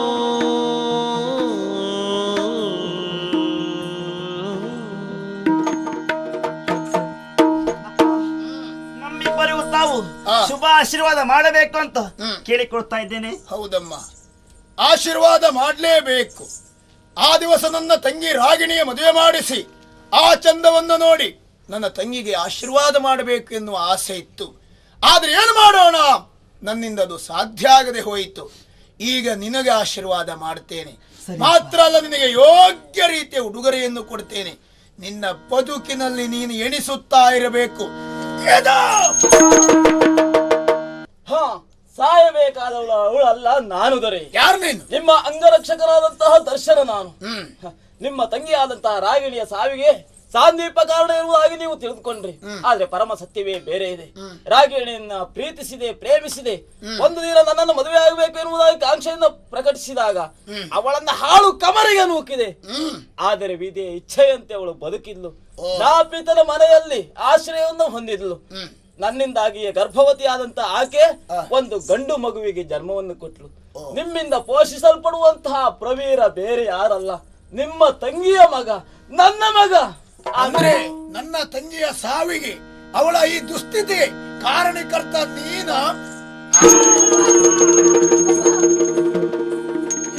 ಕೆಲಸ ಮಾಡಿಬಿಟ್ರಪ್ಪ. ನನ್ನನ್ನು ನೀವು ವಂಚಿಸಬಹುದು ಅಂತ ನಾನು ಎಣಿಸಿಕೊಂಡಿರಲಿಲ್ಲ. ಇಲ್ಲದೆ ಹೋದ್ರೆ ನಾನು ನಿಮ್ಮ ಮಗ ಅಲ್ಲ, ಅವನ ಮಗ ಅಂತ ನೀವು ಯಾಕೆ ವಿಷಯವನ್ನು ತಿಳಿಸಲಿಲ್ಲಪ್ಪ? ನನಗೀಗ ಬದುಕುವ ಆಸೆ ಖಂಡಿತವಾಗಿ ಇಲ್ಲ. ಒಂದು ವೇಳೆ ಇದುವರೆಗೆ ನಾನು ಸಮಾಧಾನ ಪಟ್ಟುಕೊಂಡಿದ್ದರೆ ನಿಮ್ಮ ಮಗನ ಎಂದು ಈಗ ನನಗೂ ತಿಳಿಯಿತು, ಸಮಾಜಕ್ಕೂ ತಿಳಿಯಿತು. ಅಂತ ಒಬ್ಬ ದುಷ್ಟರ ಪಿಂಡ ನಾನೆನ್ನುವುದನ್ನು ಎಲ್ಲವುದನ್ನು ತಿಳಿದುಕೊಂಡು ಸಹ ಇಂಥವನ ಮಗ ಎನ್ನುವುದಾಗಿ ನನ್ನನ್ನು ನಾಳೆ ದಿವಸ ಸಮಾಜದಲ್ಲಿ ತುಚ್ಛೀಕಾರದ ಭಾವನೆಯಿಂದ ಕಾಣುವುದಕ್ಕೆ ಸಾಧ್ಯ ಇಲ್ಲವೇನಪ್ಪ? ಅಂಥವನ ಮಗನಾಗಿ ಈ ಸಮಾಜದಲ್ಲಿ ನನಗೂ ಬದುಕುವುದಕ್ಕೆ ಇಷ್ಟ ಇಲ್ಲ. ನನ್ನ ಅಪ್ಪನನ್ನು ಯಾವ ಕತ್ತಿಯಿಂದ ಕೊಂದ್ರೋ ಅದೇ ಕತ್ತಿಯಿಂದ ನನ್ನ ಕತ್ತನ್ನು ಕತ್ತರಿಸಿ ಬಿಡಿಯಪ್ಪ. ಕತ್ತರಿಸುವುದಕ್ಕೆ ನೀವ್ಯಾರು ಅವನಿಗೆ ಶತ್ರುಗಳಲ್ಲ. ಅವನ ಶತ್ರು ಇಲ್ಲೇ ಇದ್ದಾನೆ, ನಾನೇ. ಪ್ರತಾಪ ಅಲ್ಲ, ನನ್ನ ಮಾವ. ಈಗ ನಾನು ನಿಮ್ಮ ಮಗಳ ಗಂಡ, ಈ ಮನೆಯ ಅಳಿಯ. ನಾನು ನಿಮ್ಮನ್ನು ವಿರೋಧಿಸುವ ಸ್ಥಿತಿಯಲ್ಲಿಲ್ಲ. ಅದಕ್ಕೆಂದೇ ಇಂತಹ ಸಂಬೋಧನೆ. ಸಾಂದೀಪನ ಕುಲದ ಸರ್ವನಾಶಕ್ಕೆ ಕಂಕಣ ತೊಟ್ಟವರು ನೀವು. ನಿರಪರಾಧಿಯಾದ ನನ್ನ ತಂದೆಯನ್ನು ಮೋಸದಿಂದ ಕೊಲಿಸಿದವರು ನೀವು. ಆ ಪಾಪಕ್ಕಲ್ವೇ ನಿಮ್ಮ ಕಾಲು ಕತ್ತರಿಸಿದವ ನಾನು. ನನ್ನನ್ನು ಮುಗಿಸುವುದಕ್ಕೆ ಎಷ್ಟೋ ಬಾರಿ ಪ್ರಯತ್ನಿಸಿದ್ರಿ, ಅದಕ್ಕೆ ಗಂಡು ಮಗನಾಗಿ ಉತ್ತರ ಕೊಟ್ಟಿದ್ದೆ. ಈಗ ಉತ್ತರ ಕೊಡೋದಿಲ್ಲ. ಯಾಕೆ ಗೊತ್ತೇ? ಅಳಿಯನೆಂದರೆ ಮಗನಿಗೆ ಸಮಾನ. ಮಾವನನ್ನು ವಿರೋಧಿಸಕೂಡದು. ಮಾತ್ರ ಅಲ್ಲ, ನಿಮ್ಮ ಆಶಯವೊಂದು ಹಾಗೆ ಉಳಿಯಕೂಡದು. ಸಾಂದೀಪನ ಸರ್ವನಾಶ, ಕುಲದ ನಾಶ ಆಗಲೇಬೇಕು. ಉಳಿದವ ಸಮರಸಿಂಹ ಒಬ್ಬನೇ. ಈಗ ಪ್ರತಿಭಟಿಸುವುದೂ ಇಲ್ಲ, ಪಲಾಯನವೂ ಇಲ್ಲ. ಯಾಕೆಂದರೆ ನನಗೆ ನನ್ನವರೆನ್ನುವರು ಯಾರೂ ಇಲ್ಲ. ನಿನ್ನ ಕಡೆ ಆಸೆ ಒಂದು ತೀರಿ ಹೋಗಲಿ. ನಿನ್ನ ಈ ಕತ್ತಿ ಸಮರಸಿಂಹನ ರಕ್ತ ಸಿಂಚನದಿಂದ ಪುಳಕಿತವಾಗಲಿ. ಇಲ್ಲಪ್ಪ, ನನ್ನ ಕಣ್ಣು ತೆರೆಸಿದವ ನೀನು. ಈಗ ಅರ್ಥ ಆಯಿತು, ಈ ಪ್ರಪಂಚದಲ್ಲಿ ದ್ವೇಷ ಅಸೂಯೆಯಿಂದ ಯಾವ ಪ್ರಯೋಜನವೂ ಇಲ್ಲ ಎನ್ನುವುದು. ಆ ದಿವಸ ಆ ರೀತಿಯ ಪ್ರತಿಜ್ಞೆಯನ್ನು ನಾನು ಕೈಗೊಂಡವನಾದರೂ ಸಾಧಿಸುವುದರಲ್ಲಿ ಮಾತ್ರ ವಿಫಲನಾದೆ. ಅದಕ್ಕೆ ಕಾರಣ ನಾನು ಸಾಗಿ ಬಂದಿರುವಂತಹ ದಾರಿ. ಈ ಪ್ರಪಂಚದಲ್ಲಿ ಒಳ್ಳೆಯ ದಾರಿಯಲ್ಲಿ ಯಾರು ಸಾಗುತ್ತಾರೋ ಆತ ಖಂಡಿತ ಬದುಕಿನಲ್ಲಿ ಶ್ರೇಯಸ್ಸನ್ನು ಕಾಣುತ್ತಾನೆ. ಯಾರು ದುಷ್ಟ ವಿಚಾರದಿಂದ ದುಷ್ಟ ದಾರಿಯಲ್ಲೇ ಸಾಗುತ್ತಾನೋ ಆತ ಖಂಡಿತ ಶ್ರೇಯಸ್ಸನ್ನು ಕಾಣುವುದಿಲ್ಲ. ಸಮರಸಿಂಹ, ನಿನ್ನ ಧೀಮಂತ ಹೃದಯವನ್ನು ಕಂಡು ಬಹಳ ಸಂತೋಷ ಆಯಿತು. ಇದು ಈ ಕ್ಷಣದಿಂದ ಮೊದಲುಗೊಂಡು ಎಲ್ಲರ ಮೇಲೂ ದ್ವೇಷ ಸಾಧಿಸುತ್ತಾ ಇರುವಂತಹ ನನ್ನ ನಿರ್ಧಾರವನ್ನು ಬಿಟ್ಟೆ ನಿಮ್ಮೊಂದಿಗೆ ಇನ್ನಾದರೂ ಮನುಷ್ಯನಾಗಿ ಬದುಕುವ ಪ್ರಯತ್ನ. ಅಪ್ಪ, ನಮ್ಮ ಜೀವನದಲ್ಲಿ ಉಂಟಾದ ಕತ್ತಲೆ ಕಳೆದು ಬೆಳಕನ್ನು ನಾವು ಕಾಣುತ್ತಾ ಇದ್ದೇವೆ. ಇದಕ್ಕೆಲ್ಲ ಕಾರಣಿಕಳು ಇವಳು ಶ್ರಾವಣಿ ಅಪ್ಪ. ತನ್ನ ಪ್ರೇಮವನ್ನೇ ನನಗಾಗಿ ತ್ಯಾಗ ಮಾಡುವುದಕ್ಕೆ ಸಿದ್ಧಳಾಗಿದ್ದಾಳೆ. ನನಗೊಂದು ಆಸೆ ಅಪ್ಪ, ಅವಳೇ ನನ್ನ ಅಕ್ಕಳಾಗಿ ಬರಬೇಕು ಅಂತ. ಮಗಳೇ, ನಿನ್ನ ಆಸೆಯನ್ನ ಯಾವತ್ತಾದ್ರೂ ಬೇಡ ಅಂತ ಹೇಳುವವನು ನಾನು. ಆದೀತು, ಸಾಧ್ಯ ಇಲ್ಲ. ನಾನಿಲ್ಲಿಗೆ ಮನುದೇವನಾಗಿ ಬಂದ ಉದ್ದೇಶ ಏನು ಗೊತ್ತಾ? ಭಾವನಳ ಬದುಕು ಬಂಗಾರ ಆಗಬೇಕೆಂದು. ಅವಳು ಈ ಹೊತ್ತಿನಲ್ಲಿಯೂ ಕಣ್ಣೀರು ಹೊಡೆಯುತ್ತಾ ಇದ್ದಾಳೆ. ನಾನು ಪ್ರಾಯಶ್ಚಿತ್ತಕ್ಕೊಬ್ಬಳು, ಮತ್ತೆ ಪ್ರೇಮಿಸಿದ್ದಕ್ಕೊಬ್ಬಳು, ಮದುವೆ ಆಗ್ತಾ ಹೋಗುವುದು. ಅವಳ ಗತಿ ಇಲ್ಲದೆ ಹೋದವಳಲ್ವಾ? ಸರಿಯಪ್ಪ, ಅಣ್ಣನಾಗಿ ತಂಗಿಯ ಮದುವೆ ಮಾಡಬೇಕಾದದ್ದು ನಿನ್ನ ಕರ್ತವ್ಯವೂ ಹೌದು. ಹಾಗಂತ ಇನ್ನು ನೀನು ಮದುವೆ ಮಾಡಿಸುವ ಕುರಿತಾಗಿ ಯೋಚಿಸುವುದು ಬೇಡ. ಅಂದ್ರೆ ಇಷ್ಟು ದಿವಸದವರೆಗೆ ನನ್ನ ಮಗನಂತೆ ನಾನು ಸಾಕಿದೆ. ಈ ನನ್ನ ತಂಗಿಯ ಮಗ ಪ್ರವೀರನನ್ನ ಸುಂದರನು ಬುದ್ಧಿವಂತನು ಹೌದು. ನಿನ್ನ ತಂಗಿ ಒಪ್ತಾಳೆ ಅಂತ ಆದ್ರೆ ಇವರಿಬ್ಬರ ಮದುವೆಯನ್ನು ನಡೆಸ. ಸರಿ, ನನಗಿಷ್ಟ ಇದೆ. ಆದರೆ ತಂಗಿಯ ವಿರೋಧವಾಗಿ ಯಾವುದನ್ನು ನಾನು ಮಾಡುವುದಿಲ್ಲ. ಅವಳು ಒಪ್ಪಿದ್ರು ಮಾತ್ರ. ಹೇಳಮ್ಮ ಭಾವನಾ, ನನಗಿರುವ ಒಂದೇ ಒಂದು ಆಸೆಯಮ್ಮ, ನಿನ್ನನ್ನು ಯೋಗ್ಯ ವರನ ಕೈಗಿತ್ತು ತಲೆಗೆ ಅಕ್ಷತೆ ಕಾಳನ್ನು ಹಾಕಬೇಕು ಅಂತ ನೆರವೇರಿಸ್ತೀಯನಮ್ಮ. ಅಣ್ಣ, ಕಿರಿಯೋಳಾದ ನನ್ನ ಮಾತೇನಿದೆ, ಹಿರಿಯವರಾದ ನಿಮ್ಮ ಒಪ್ಪಿಗೆ ನನ್ನ ಒಪ್ಪಿಗೆ. ಅಣ್ಣ, ಈ ಮದುವೆ ನನಗಂತೂ ಖಂಡಿತ ಒಪ್ಪಿಗೆ ಇಲ್ಲ. ಏನಾಗಿದ್ಯಾ ನೋಡು, ನನ್ನ ತಂಗಿಯನ್ನು ನೋಡು, ಏನಾಗಿದೆ ಅವಳಿಗೆ? ಎಲ್ಲ ನಿಮ್ಮಷ್ಟಕ್ಕೆ ಮುಗಿಸ್ಕೊಂಡು ಹೋಗ್ರ. ಅಲ್ಲಿ ಏನಾಯ್ತು ಈಗ? ನನ್ನಲ್ಲಿ ಒಂದು ಮಾತನ್ನ ಕೇಳುವ ಸೌಜನ್ಯವೂ ಇಲ್ಲದೆ ಹೋಯ್ತಲ್ಲೋ. ಓ, ಏನಂತ ಕೇಳಬೇಕಿತ್ತು? ಹುಡುಗಿ ನಿನಗೆ ಆಗಬಹುದಾ? ಒಪ್ಪಿಗೆ ಉಂಟಾ? ಏ ಕಳ್ಳ, ನಿನ್ನಲ್ಲಿ ಇನ್ನು ಕೇಳುವುದಂಥದ್ದು? ನಾವೆಲ್ಲ ಇಂಥ ವಿಷಮ ಸ್ಥಿತಿಯಲ್ಲಿ ಒದ್ದಾಡ್ತಾ ಇದ್ದೇವೆ, ನೀನು ಹಿಂದೆ ನಿಂತ್ಕೊಂಡು ಕದ್ದ ಅವಳನ್ನೇ ನೋಡ್ತಾ ಇರ್ತೀಯ ಅಲ್ವಾ? ಯಾರು ನನ್ನನ್ನು ನೋಡುದಿಲ್ಲ ಅಂತ ಒಂದ್ಸರಿ ನೋಡಿದೆ. ಊರೆಲ್ಲ ನಿನ್ನನ್ನು ನೋಡ್ತದೆ, ಎಚ್ಚರ ಇರಲಿ. ಏನು ಇಷ್ಟ ಇದೆ ತಾನೇ? ಹಾ, ಅಣ್ಣನಾಗಿ ತಂದೆಯ ಸ್ಥಾನದಲ್ಲಿ ನಿಂತು ಕೈ ಎತ್ತಿ ಕೊಡ್ಲೇನಮ್ಮ. ತಂಗಿಯನ್ನು ಚೆನ್ನಾಗಿ ನೋಡ್ಕೋ. ಮಗು ಶ್ರಾವಣಿ, ಪ್ರಭು, ನನ್ನ ಮಗಳ ಆಸೆಯಂತೆ ಹಾಗೂ ನಿನ್ನ ಭವಿಷ್ಯದ ಭದ್ರತೆಯ ದೃಷ್ಟಿಯಿಂದಲೂ ಹೌದು, ನೀನು ಆ ಸಮರಸಿಂಹನ ಮಡದಿಯಾಗಿ ಅವನ ಮನವನ್ನು ಬೆಳಗಬೇಕಮ್ಮ. ಪ್ರಭು, ಎರಡು ವಂಶದ ದ್ವೇಷವನ್ನ ಹೋಗಲಾಡಿಸುವುದಕ್ಕೆ ತ್ಯಾಗ ಎಂಬ ನೀರನ್ನು ಸುರಿದವಳು ನಾನು. ಕೊನೆಗೂ ನನ್ನ ಆಸೆಯಂತೆ ಅದು ನೆರವೇರಿತು. ಆದ್ರೆ ಈಗ ನಾವಿಬ್ಬರು ಒಬ್ಬರನ್ನು ಮದುವೆ ಆಗುವುದು ಸರಿಯಾದೀತೆ ಹೇಳಿ? ಅಪರಾಧ ಏನಲ್ಲ. ಕೊಟ್ಟು ನಡೆಸುವಂತ ಯೋಗ್ಯತೆ ಇದ್ರೆ ಪುರುಷನಾದವ ಎಷ್ಟೂ ಮದುವೆ ಆಗಬಹುದು. ಗಂಡು ಅಂದ್ರೆ ಸಮುದ್ರ ಇದ್ದಾಗಮ್ಮ. ನೀನು ಆ ವಿಷಯದಲ್ಲಿ ತಲೆ ಕೆಡಿಸಿಕೊಳ್ಳುವುದು ಬೇಡ.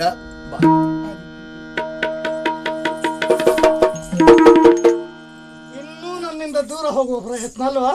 ಒಬ್ಳೇ ಅಲ್ಲ, ಪಕ್ಕದಲ್ಲಿ ಇಬ್ರು ಒಟ್ಟಿಗೆ ನಿಂತ್ಕೊಳ್ಳಿ. ಆಕ್ಷೇಪ ಮಾಡುವವರು ಯಾರು? ಸಮರಸಿಂಹ, ಒಂದು ಮಾತಂತೂ ಸತ್ಯ. ಏನು? ದ್ವೇಷ, ವೈರ, ನಿಷ್ಠುರಗಳಿಗೆಲ್ಲದಕ್ಕೂ ಪ್ರೇಮವೇ ಪಿತಾಮಹನ್. ಅದರಿಂದಲೇ ಪ್ರಪಂಚದ ಬೆಳಕು, ಅದರಿಂದಲೇ ಲೋಕಕ್ಕೆ ಕಲ್ಯಾಣ. ಈ ಒಂದು ಸತ್ಯ ನನಗೆ ಗೊತ್ತಾದದಿದ್ರೆ ಸಮರಸಿಂಹ ನಾಮಕನಾದಂತ ನಿನ್ನಿಂದ ಆ ದಿವಸ ನಿನ್ನನ್ನ ದ್ವೇಷಿಸಿದರೂ ಸಹ ಬದುಕಿನಲ್ಲಿ ಬಂದಂತ ಎಲ್ಲಾ ಕಷ್ಟಗಳನ್ನು ಸಮರಸಿಂಹನಾಗಿಯೇ ನೀನು ಅದನ್ನೆಲ್ಲ ನಿರ್ವಹಿಸಿದ್ದೀಯ. ಕಷ್ಟಗಳನ್ನ ದಾಟಿ ಬಂದಿದ್ದೀಯ. ಮಾತ್ರ ಅಲ್ಲ, ನಮ್ಮ ಬದುಕಿನಲ್ಲಿಯೂ ಬೆಳಕನ್ನು ತೋರಿಸಿದ್ದೀಯ. ಇಂತಹ ಒಂದು ವಿಶೇಷತೆ, ಇಂತಹ ಒಂದು ಭಾಗ್ಯ ಬಂದದ್ದಿದ್ರೆ ಅದು ಸಮರಸಿಂಹ ಸಮರಸಿಂಹ ಸಮರಸಿಂಹ ನಿನ್ನಿಂದಲಾಗಿ. ಆದ್ರಿಂದ ಇಂತಹ ಒಂದು ಶುಭಾವಸರದಲ್ಲಿ ಎಲ್ಲರಿಗೂ ಮಂಗಳ ಉಂಟಾಗಲಿ ಎನ್ನುವುದಾಗಿ ಭಗವಂತನನ್ನ ಮಂಗಳ ಸ್ತುತಿಯಿಂದ ಕೊಂಡಾಡು. ಪ್ರೇಮ ದೀವಿಗೆ ಬೆಳಗಿ ಜಗದಲ್ಲಿ ಜಗವ ಬೆಳಗಲಿ ಪ್ರೇಮವು. ಮಂಗಲಂ ಜಯ ಮಂಗಲಂ ಜಯ ಮಂಗಲಂ ಜಯ ಮಂಗಲಂ. ಆದಿದೇವ ಸಕಲಾಗಮ ವಂದಿತ ಯಾದವ ಕುಲ ಮೋಹನ ರೂಪ ವೇದೋದ್ಧಾರಕ ತಿರುಪತಿ ವೆಂಕಟ ವೇಣುನಾಥ ಪ್ರಿಯ ನಮೋ ನಮೋ ನಾರಾಯಣ ತೇ ನಮೋ ನಮೋ. ಮಂಗಲಂ ಭಗವಾನ್ ವಿಷ್ಣು ಮಂಗಲಂ ಮಧುಸೂದನ ಮಂಗಲಂ ದೇವಕಿ ಪುತ್ರ ಮಂಗಲಂ ಗರುಡಧ್ವಜ ಕೃಷ್ಣಾಯ ವಾಸುದೇವಾಯ ದೇವಕೀ ನಂದನಾಯ ಜನ